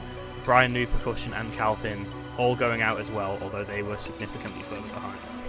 Yeah, I mean, you know, that's surprising to see Warlord be knocked out by 2 kills at that. But really impressive plays from Phoenix there. Really trying to pull it back, and absolutely did, getting into that 3rd place spot. And I know I did it before, but Brian New performed so much better that round. There was part of me that was rooting for him, really hoping that he'd get into that 4th position spot, but sadly the deficit was just too much. Yeah, I mean, Brian Noob went from last place to like third from last, I think. So not a bad showing there at all. Managed to gain a lot of ground on the teammates. Looking over at our other side of the bracket, this was a very stacked lobby as well, but I think a little more top heavy. Moze, Chaos, Pettiflu, Bastos, and Neb, all very, very strong players, but unfortunately I think Kappa, Remote, and Gods will probably have struggled to find their way into that top 4. Maybe Neb might be able to upset it, but I think the order there is probably going to be about right. Bastos, Tuxi, Chaos, and Moze. All very strong players, though. I would be very interested to see if we do see an upset from them. I mean, you never know. I mean, we both expected Warlord to be going through, and now Warlord got knocked out by 2 points, and that's a pretty interesting... He lost to Rock Eagle in an FFA once. Oh, well. That shows how much I know. I thought Warlord was performing really, really well, and then just being knocked out by those 2 kills, you know, it's surprising to see. No, Warlord is obviously a very good player, and I think, I mean, to be fair, I think the fact that he was picking up the Heatwave the whole time maybe indicates that he wasn't taking that especially seriously. He was probably just messing around a little bit. And we're just looking here at Bastos. He is currently in an FFA, presumably the same FFA that we are currently having a tournament of. It would be a hell of a coincidence if he wasn't. And I think we're just trying to get into this just to see the results. And if that is the second one of the day, we've got the first, I think this is probably first map, Bastos taking the lead, not a big surprise. And then Chaos in third, not entirely sure who the other players are, but most likely we're seeing Moze, I think it is. Yeah, probably Moze and Tuxi are those other 2 blanks in the top 4, although it's hard to say for absolute certain as we can't see the names. There could have been a big upset, but I would have thought if there was gonna be, it would probably have been from Neb. So... I mean, we'll just have to wait and see the results and see how it kind of lands in the end. Yeah, exactly. It's hard to say where we're at right now. I think they might have just finished their game. I thought the timer was only for 12 minutes, so the fact that it's been going on for almost 14 strikes me as odd. Well, you never know what can happen in an FFA lobby. The powers of Halo Studios making a 12-minute match a 14-minute match. True, and Kami saying that he was dedicating himself to eliminating Heatwave users, so potentially that explains why he was a little bit lower in the kills department than that one. He was specifically hunting down Warlord. Understandable though, for using the Heatwave is the most terrible of crimes, at least in certain circles. But yeah, I think... Sorry, go ahead. No, continue. I was just going to say, I think seeing the Heatwave be picked up is very... almost unusual, at least for me, since I know that when it comes to people kind of making agreements, it kind of just happens, you don't touch those weapons. So seeing the Heatwave get picked up and get a bit of usage, I'm not saying it's unwelcomed, I'm just saying it's unusual, at least for me. Yeah, it's been a long time since I've actually seen the Heatwave getting used in a lobby like that, especially like a competitive lobby. I think last time was also Warlord in another FFA, so, you know, that goes to show that's the kind of man he is, I guess. But we are gonna go to a quick break. We'll have the results for the next match and our grand finals coming up next. Exciting stuff. See you.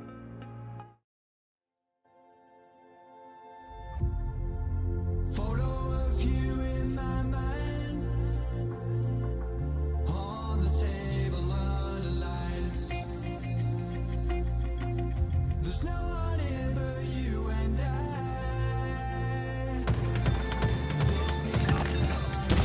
Double kill. I said, Double kill. Triple kill.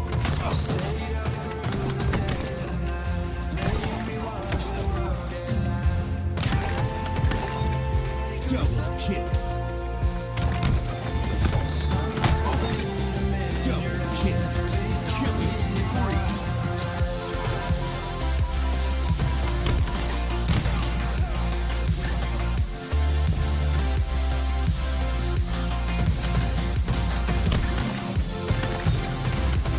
Double kill. Triple kill. Overkill.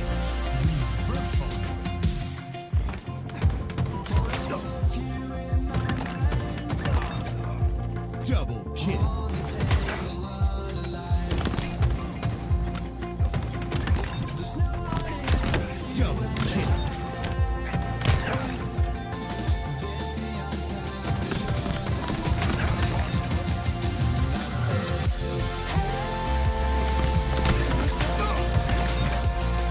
Double kill.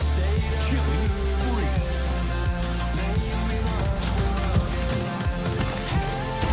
Double kill.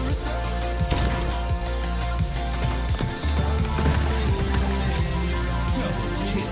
Triple kill.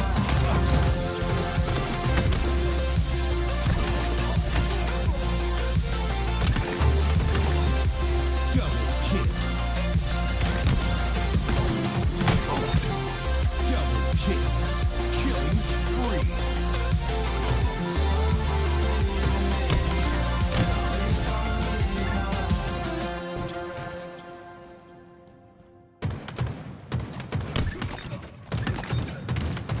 Double kill. Triple kill. Overkill.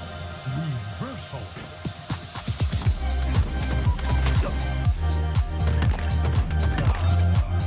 Double kill.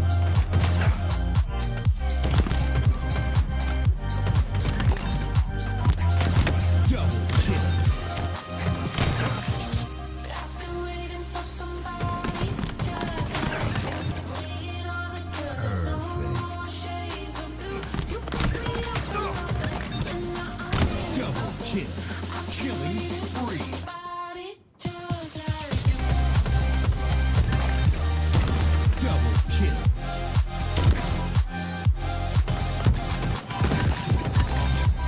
Double kill. Triple kill.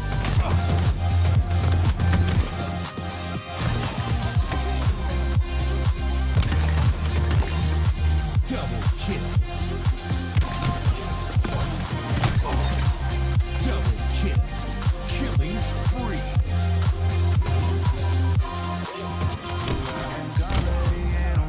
That's why you missing smiles. Haven't had somebody take you out and show you what you are. But now you staying in. Where's the fun Double in kill. missing friends? Triple kill. Cry on that. Think you need somewhere to send. Overkill. All Reversal. these girls are staring, checking you. Every side I lost my Double kill. breath. 'Cause I've never seen someone like you. Double kill. For somebody just like you. Seeing all the colors, no more shades of blue. You pick me up from nothing, and now I'm feeling something. Double kill. Killing spree.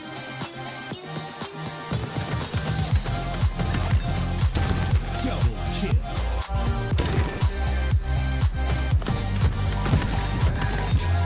Double kill.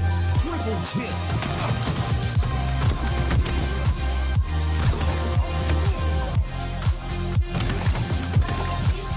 Double kill. Double kill. Killing spree.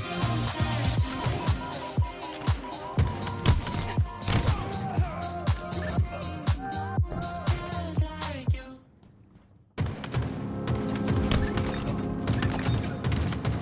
Double kill. Triple kill. Overkill. Reversal. Tired of hollow heights. I'm tired of fixing Double kill. scars that don't belong to me. You're all I need. Double I kill. don't wanna fight, I don't wanna go. Standing on the edge of it all. Tether me to reality. I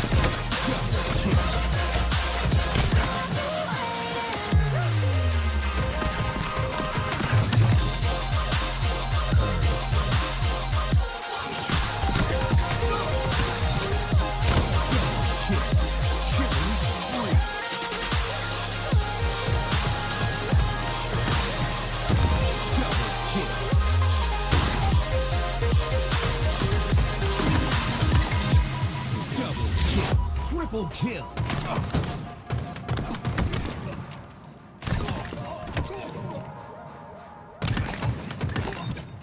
Double kill. Double kill. Killing spree.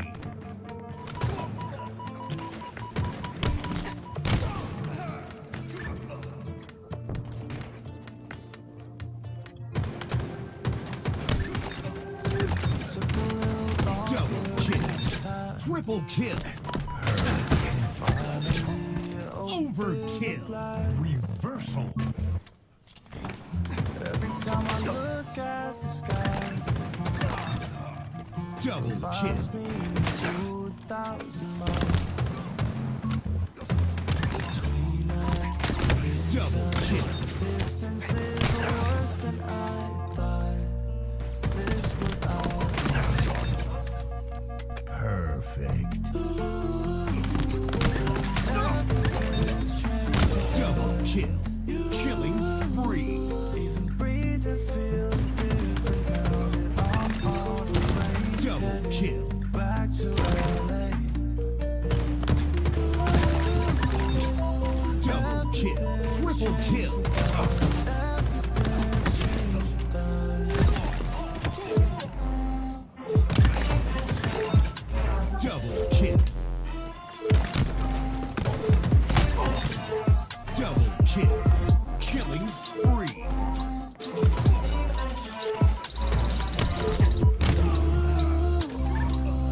Everything's changed without it. Everything's changed without you. Thought that when I left I'd be fine, but damn, it really hurts to say goodbye. 'Cause growing up is getting tough. My vision is blurry. I'm sick of these 2,000 miles between us and this size. The distances are worse than I thought. Is this what I want? Ooh, everything's changed without you. Even breathing feels different now that I'm on a plane heading back to LA. Everything's changed without it. Everything's changed without it.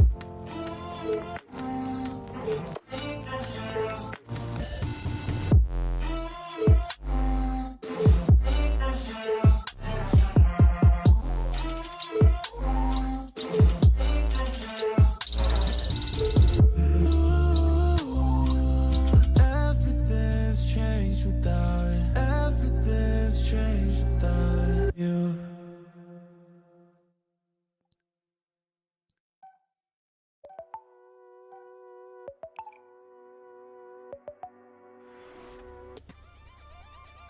Hello and welcome to the grand finals of our summer EHL FFA.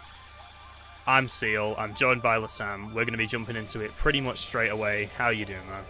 I'm excited. I'm excited to see this. We've got a lot of good players in this, and now it's not just top 4, it's whoever comes out on top. So, I'm just excited to see who gets this number 1 spot.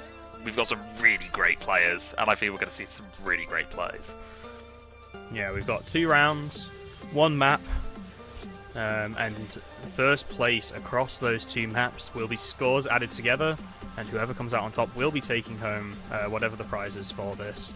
I have forgotten. But I think it's that's not the 150 point. quid. Yeah, that's pretty good. Unfortunately, the lobby has died. It seems like there has been some technical difficulties for most of the day, issues with getting people in.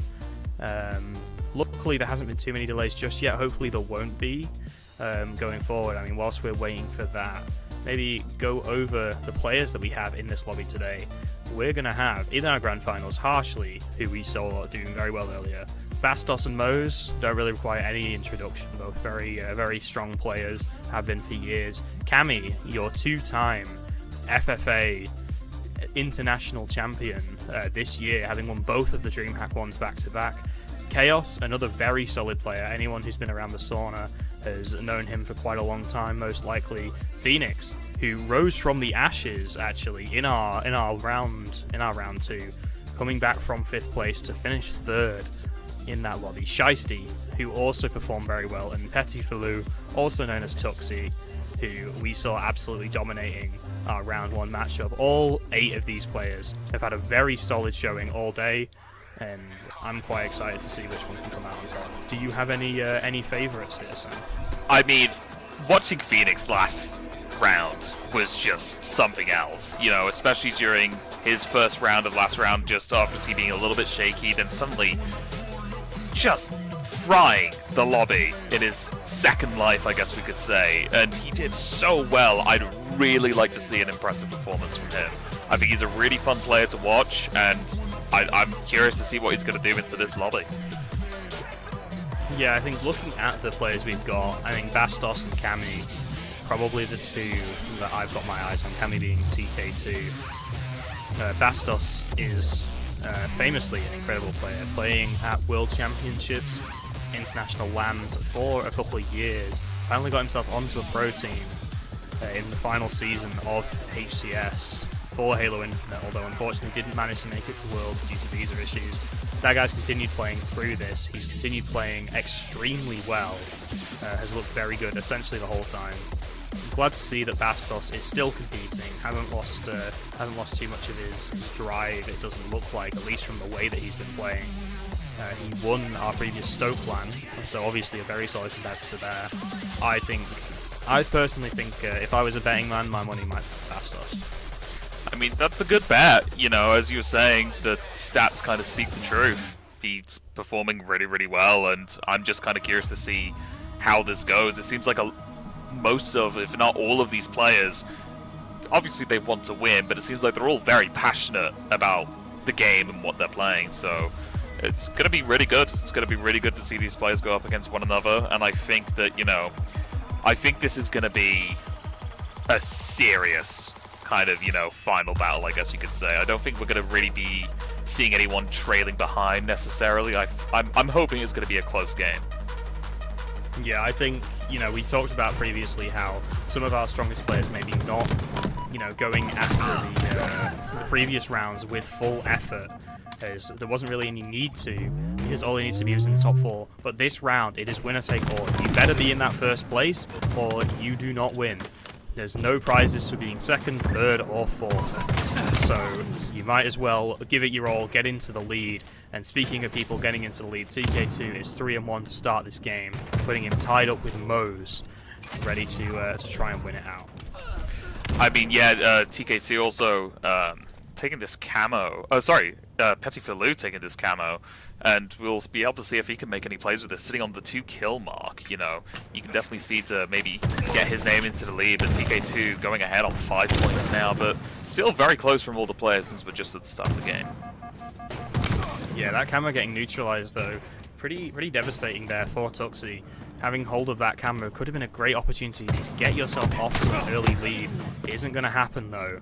Bastos finding a very nice 5-shot across the map. Normally, you won't see players shooting cross-map very often in an FFA. You see Harshly here, looking to track down TK2, but he's going to wait to actually engage until he is close enough that he thinks he can get that kill, but Phoenix is actually going to steal that. He's going to find another and get a 3rd with that trade. A great life there from Phoenix to find 3. Now we're on board with Bastos, looking to take down this player in Chaos, will manage to do so. Bastos looking to try and shrink that lead that Phoenix... Actually, I was about to say that TK2 has gotten off to, but Phoenix is actually ahead, flying away in 8 kills, 9 now, leading the lobby. Yeah, I think what's going to really matter in this game, because obviously we all know that these players are confident, these players are, you know, the best of the best, that's why they're here, and obviously are going to be able to clean up their own kills. I think that what's going to be a big decider is, are you able to catch out on other people's mistakes? If somebody misses a cleanup on a kill, are you able to clean that up yourself and steal that kill away from them? And I think from Phoenix, that's definitely what we're seeing. Yeah, we do see a double kill in the kill feed from Bastos as well.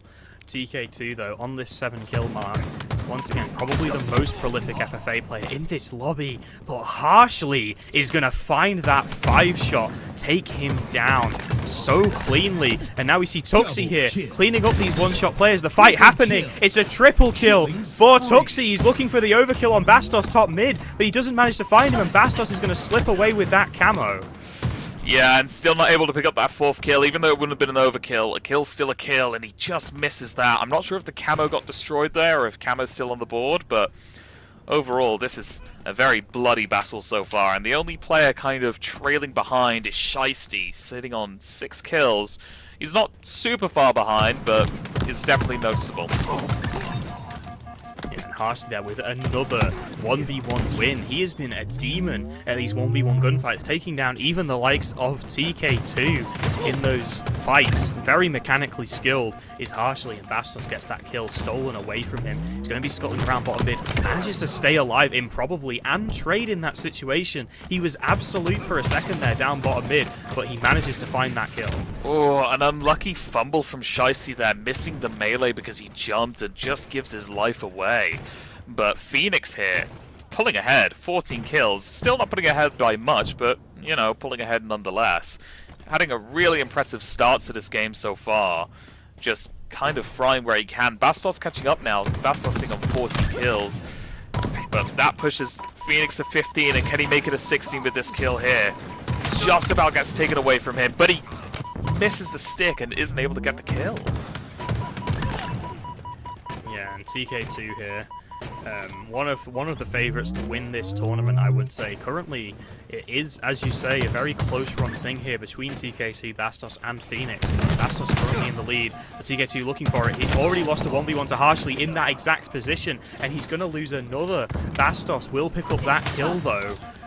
And now he is up to 17, having overtaken the other 2 players in this lobby. A couple kills ahead of them now. Needs to find this kill that isn't going to manage it. Harshly steals that one away from TK2. He's doing really well at cleaning up other people's damage. Yeah, I want to point out Mo's here as well. We've not really spoken about him, but he's sat on 16 kills as well. So he's still a contender in this game as well. Bastos sitting on 18, but Mo's not far behind on 17 now. So, you know, for being 7 minutes in and having this many kills on the board, it's impressive stuff. Yeah, we've got 18 kills on Mose as well, actually. He's just roared back to life in this game. I hadn't even noticed that he was close. But now, he's only 1 kill behind Bastos. Phoenix, he was off to such a good start in this game. Can he find that onto Mose? He does manage to get it, although it was very, very close. Mose almost manages to piv him in the most disastrous of manners. But right now, it is still Bastos in that lead. 20 kills right now. Although it's worth noting, Bastos actually picking up 10 assists so far, leading the lobby in assists, tied with Chaos. A little bit of an unfortunate situation to find yourself in. You got to wonder how much better he could be doing if all of that damage had been cleaned up by him. Yeah, I want to mention Shiesty as well. Shiesty desperately trying to get back into this game, sitting on 11 kills now. He's still a bit far behind, but it's definitely not impossible. Harshly sitting on 17 now. TK2 sitting on 17, and, you know, it's close across the board.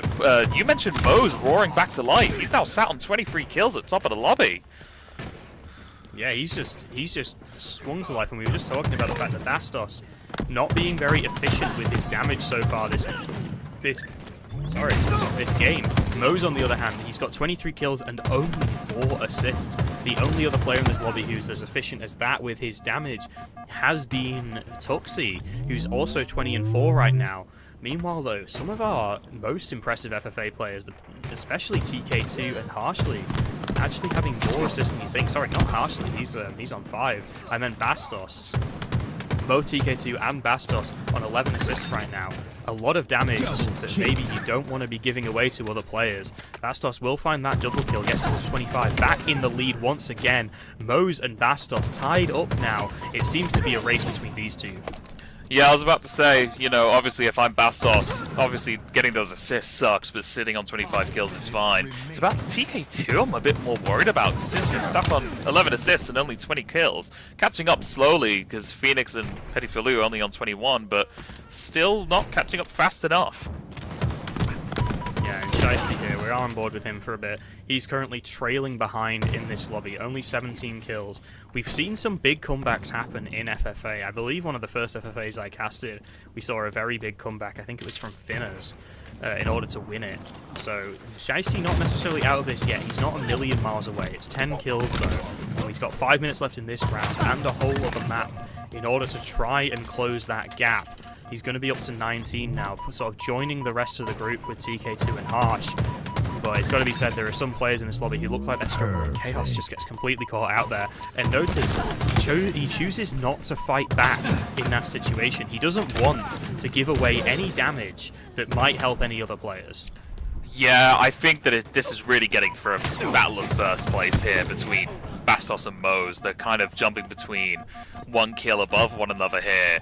But I think overall with Moze, with having less assists, it's looking good for him. I say that as Bastos gets a really nice grenade kill and isn't able to turn it into a double, which is a shame for him. But Tuxie picking up this camo here might be able to kind of find his way back into this game.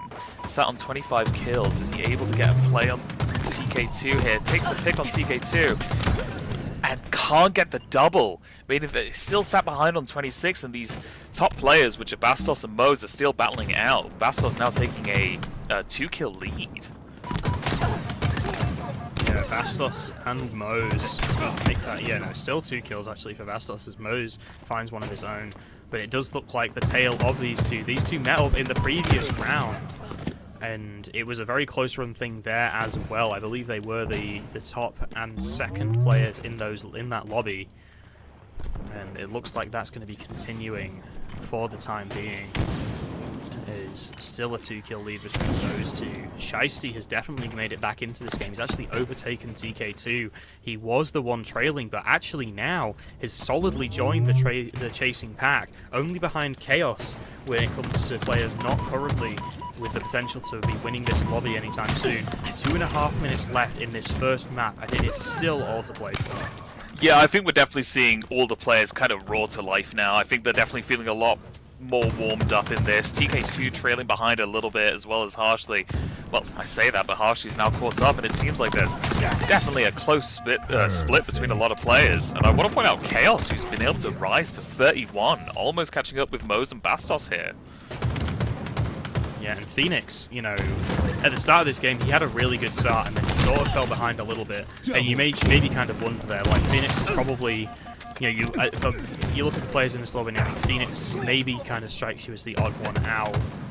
But he's holding on very well. It's not just a good start. He's played well this whole thing. A triple kill for Shiesty gets him to 32. He is now within 3 of the leaders of the lobby. Yeah, I was about to say, we've really seen Shiesty pull it back out of nowhere, almost. You know, him rising to 32 kills, surpassing TK2 and Harshly, and even Phoenix and Petit Filou here, you know. It's really impressive to see him pull ahead like this. But that doesn't mean that the game's necessarily over. Moze pulling ahead on 37 now. And then Bastos catching up on 37 as well. And then, obviously, you've got Chaos and Shiesty. They're all fighting over this. This is a close game. Yeah, Chaos has a camo. I could have sworn there was someone in that B bridge, but not going to be able to actually get an untraded kill with it. Those plasmas, it's such a dangerous place to go with that camo, because the plasma grenades in the hands of a good player can be almost a guaranteed trade, and that's exactly what we see there. Great use of the plasmas to secure that trade, get another kill on the board, and we see Phoenix picking up a double kill in the feed. Once again though, it's Moze and Bastos leading the lobby, both on 39 kills, closing in on 40. We've got less than a minute left in this first game, and it's still a hair's breadth between these two. Yeah, with 30 seconds left on the clock, the players need to focus on getting these kills now. Especially going into this second round, it seems that Bastos and Moze definitely have a bit of a lead ahead by about 4 to 5 kills, but you know, it's certainly not impossible. This Phoenix kind of roaring back into life as well, jumping back to 38 now with a really nice double. Made that 39. Phoenix suddenly appearing out of nowhere, saying about getting warmed up, but Bastos pulling ahead on 41. It's close. Yeah, Phoenix is only 1 kill behind though. We're going to reach the end. It's going to be Bastos on 41, Phoenix and Moze on 40 respectively. We have 3 players over 40 kills, and we've got a whole other round to go. I mean, I don't know what to expect. I don't know who to put my money on. Obviously, part of me wants to believe in Phoenix because he had such a great display. He roared to life at the start of the game, and he revived right at the end of that game. And I think if we see that similar kind of performance going into this second round, I think we can definitely see something happen. Yeah, I mean, that was an incredible performance from just about everyone. We saw so many players falling behind and then pulling it back up. I'd say there's no one really who's so far behind that I would label it impossible at this stage of the game. There's just so much potential for these players to pop off. We know that TK2 can do it. He's done it twice on LAN against some of the best players in the world. Anyone who's played against him online or on LAN knows that he is the real deal when it comes to that mechanical skill. He can absolutely pull this back. Tuxie as well. We saw him drop almost 50 kills in that round 1. We know that he also has that mechanical skill, has that capability to get it done. There's so little to separate these players, and that top area, 3 players, all within 1 kill of one another. And then Chaos and Shiesty just bringing it up, not far behind either. It's all to play for, and it's really hard to make any definitive statements going into this final map. I mean, I think the only definitive statement we can make is that it's going to be close. I don't see any of these players slowing down, and if anything, I think these players are just going to get hungrier and hungrier throughout the game. Yeah, I think that's absolutely true. I also think we may be seeing something that I've noticed about FFA, and that's that even the best FFA players can just have bad games on FFA. Sometimes you get unlucky, or you just can't quite get into the rhythm of it. And I think that's why we play 2 maps, because that way it shows consistency across multiple, and that's what's most important. And I think when it comes to a player like TK2, he's right now sat at the bottom of the leaderboard, but he has that experience, he has that skill level. I think when it comes to maybe winning this map, he might just about be able to do that, but whether he can win it by enough to get himself into first, that's a question that remains to be seen. I mean, yeah, and I think we're definitely going to see it here. Bastos roaring to life straight up the start of this game, getting the 3 kills, but Pettifaloo and Phoenix close following behind, both on 3 kills themselves. Shiesty not able to pick up a kill yet, but, it's a pretty brutal start. Yeah, Bastos with that thruster takes down TK2, brutally disassembling him, but gets taken down before he can pick up that camo and thrust down top mid. If someone can get their hands on both of those things, that should be a guaranteed run. But with so much chaos happening in every FFA game, it's really hard to say. Shiesty though manages to find Mose whilst one shot, getting his first kill on the board. That will be the last person who wasn't on any kills, but Phoenix once again is off to a hot start on 5. Bastos on 5 as well, and Harshly also on 5 kills. I mean, it's definitely impressive to see these players, start racking up the kills, but obviously we have our 3 in the lead, and we're going to have to see these other players really pull out all the stops to try and overtake that. Yeah, the three players leading the lobby, just to remind anyone, are Phoenix, Mose, and Bastos. So those are going to be the most interesting players to watch. We're going to need to see all 3 of those players falling down pretty low in order for someone else to claim victory in this lobby. They're going to have to beat them by a pretty significant margin. In the case of TK2, it's 9 kills, the difference, and everyone else is doing a little bit better than that. But looking at this lobby as it stands, it's going to be a hell of a challenge to overtake any of those players. I think Phoenix now, you were saying that you've got your eyes on him, that you have hope in him. I think that's not even a controversial statement, I don't think, as he played so well the previous round. But Bastos has a double kill, doesn't manage to find that triple kill, dies on the Heatwave, Warlord's favourite weapon, and now once again, he's going to find himself on 9 kills, leading this lobby. And if Bastos can stay in the lead, he will punch his ticket to victory, but he's not got any room to coast.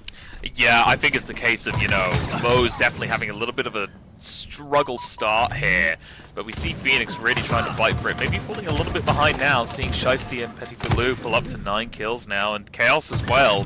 But Bastos still leading ahead. If anybody wants this first place, they're going to really have to try and put Bastos down, since he just seems like a danger in this FFA. Yeah, Bastos, though, He's not showing any signs of slowing down at all. Up to 12 now. Also seems to be doing better in terms of his damage efficiency, not giving away as many assists. He was the first person to cross over the double-digit mark. TK2 also doing quite well though, but we got to bear in mind that TK2 is 9 kills behind Bastos. Matching him in this game will not be enough. He will have to dominate Bastos in order to end up ahead of him on the scoreboard.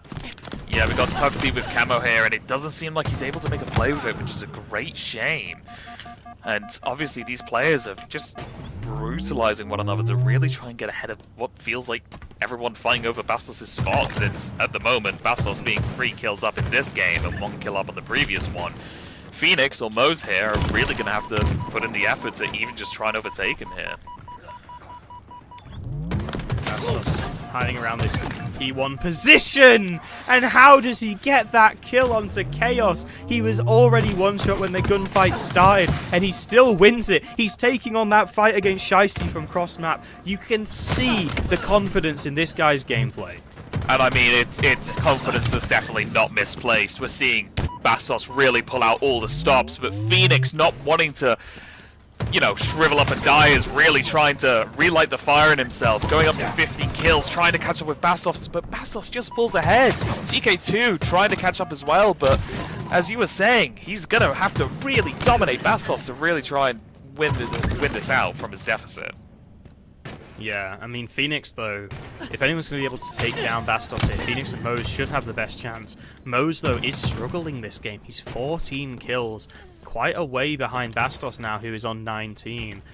Bearing in mind that Moze and Phoenix were both 1 kill behind Bastos in the previous round, Phoenix gonna have a little bit of a mountain to climb, but right now he is breathing down Bastos' neck. TK2 on 18 himself, doing well this round, but as we mentioned earlier, he was so far behind in the previous that he is gonna have to have a belter of a round 2. Yeah, and I mean, we're starting to see Moze wake up a little bit. Moze jumping up to 17 kills now, 1 kill behind Phoenix, and Phoenix is only 2 kills behind, technically 3 kills behind Bastos. So we'll have to see how this goes. It really is kind of the world against Bastos at the moment. Yeah, Bastos here in this top B position, and once again, like, he so confidently roots himself across like the top most exposed parts of the map, and he finds 2. Moze found a 2nd kill as well there, but Bastos being on 22 now, Moze on 20, TK2 on 21. It's Moze and Bastos once again, it looks like, are going to be your 2 players to watch. As we mentioned earlier, Moze had a bit of a rough start to this game, but he's roared back into it, overtaking Phoenix. And him overtaking Phoenix does overtake Phoenix in the whole thing, because they were even on the kills. TK2 taken down by Phoenix now, though. He's going to be looking to try and get back into this. Chaos is now on 21 as well, and this fight is just continuing and continuing.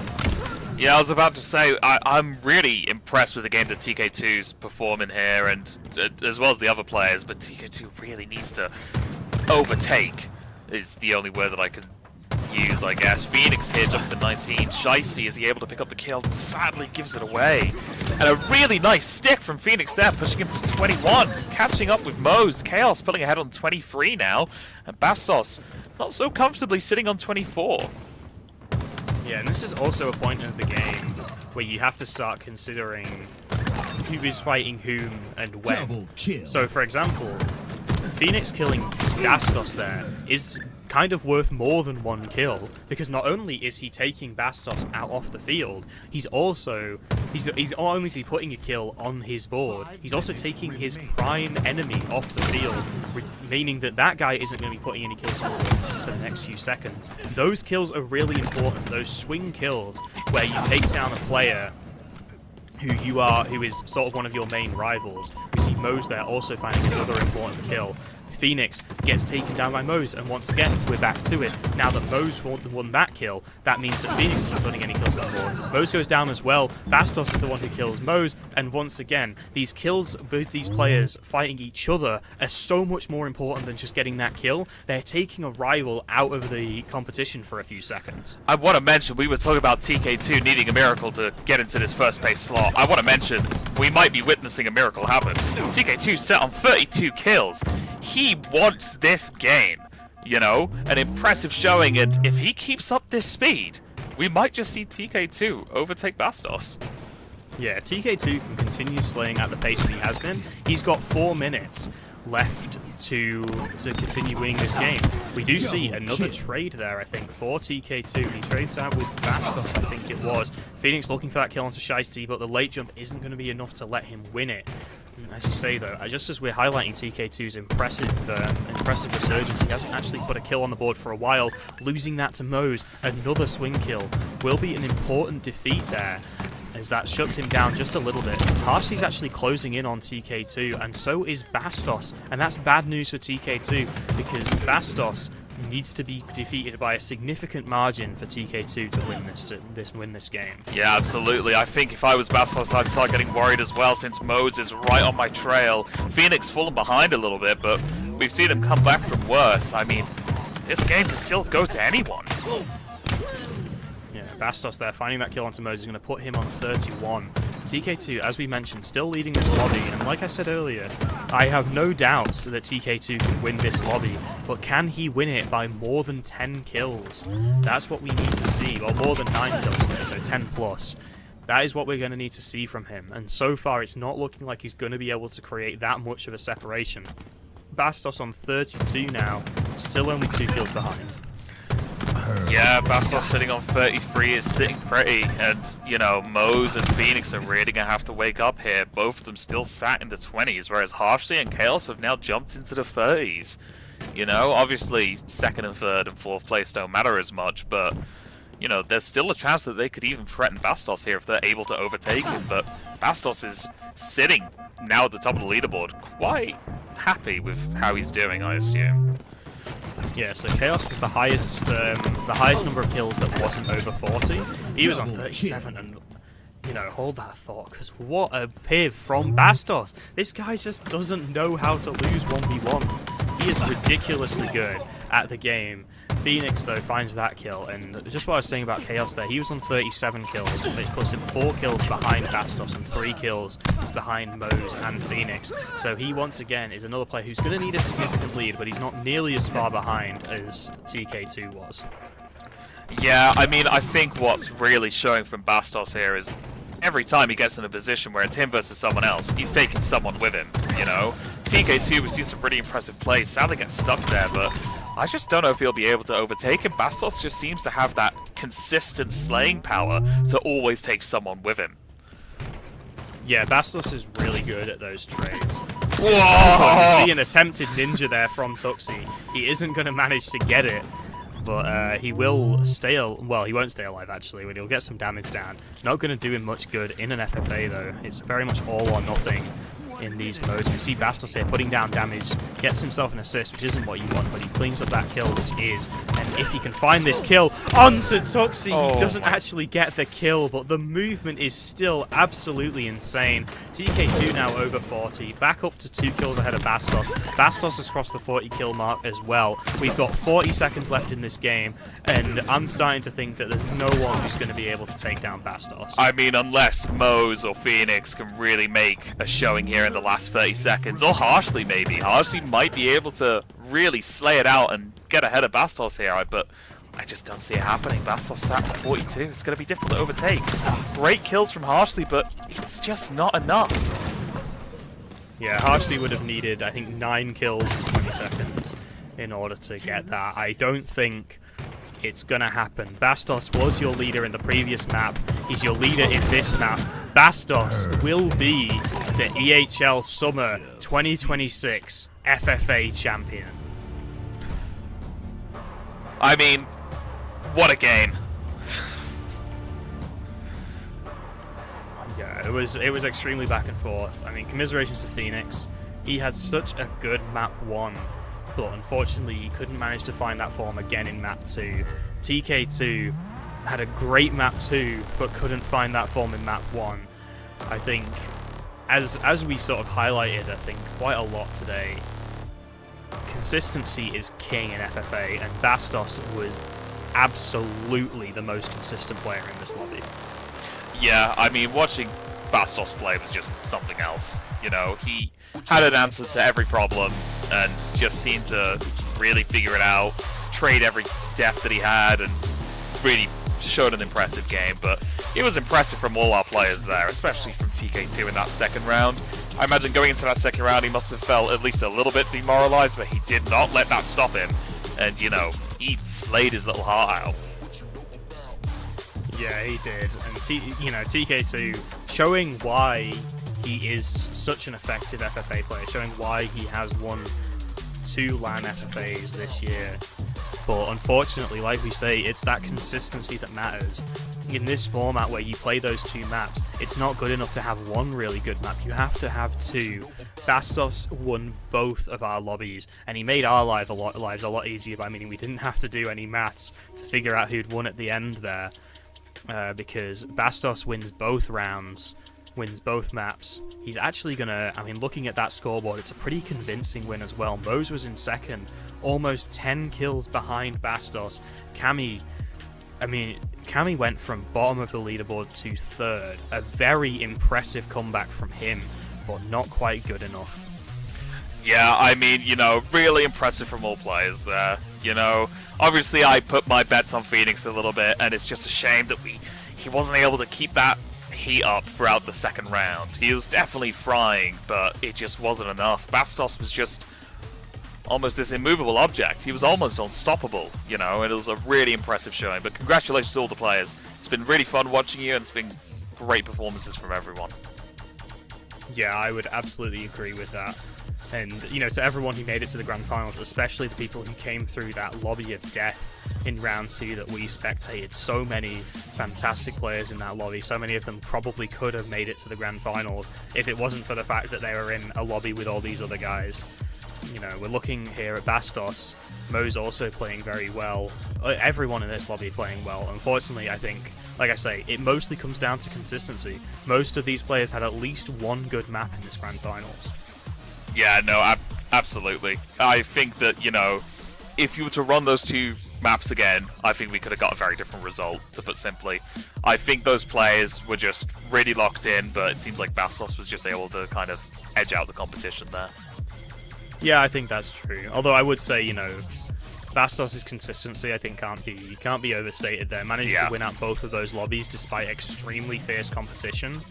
You know, you can definitely look at these other players and say that they have that capability of winning.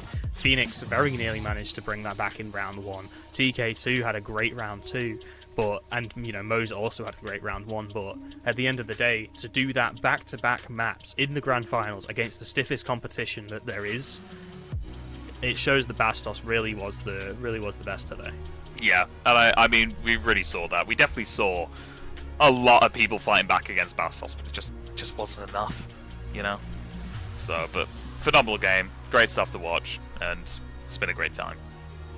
Yeah, it absolutely has, and you know, a thank you to everyone who's joined us in the Twitch chat or the stream, or all of the players who've actually played today. It's fantastic that we got so many signups. You know, I think every other FFA I've ever casted has been like round 1 and 2, having like 6 players in the lobby. This time we had all 8-player lobbies to start with. Really great thing to see. Great to see that European Halo is still showing out for these events, even 5 years or however long it's been into Halo Infinite. Too long. So, but either way, it's been a great time. It really has. And I think that's probably everything we've got time for today. We're gonna be heading off. I'm sure we'll have some more events for you guys coming up soon enough. So keep an eye on the Twitters and the Discords and stuff, and we'll let you know what's coming next.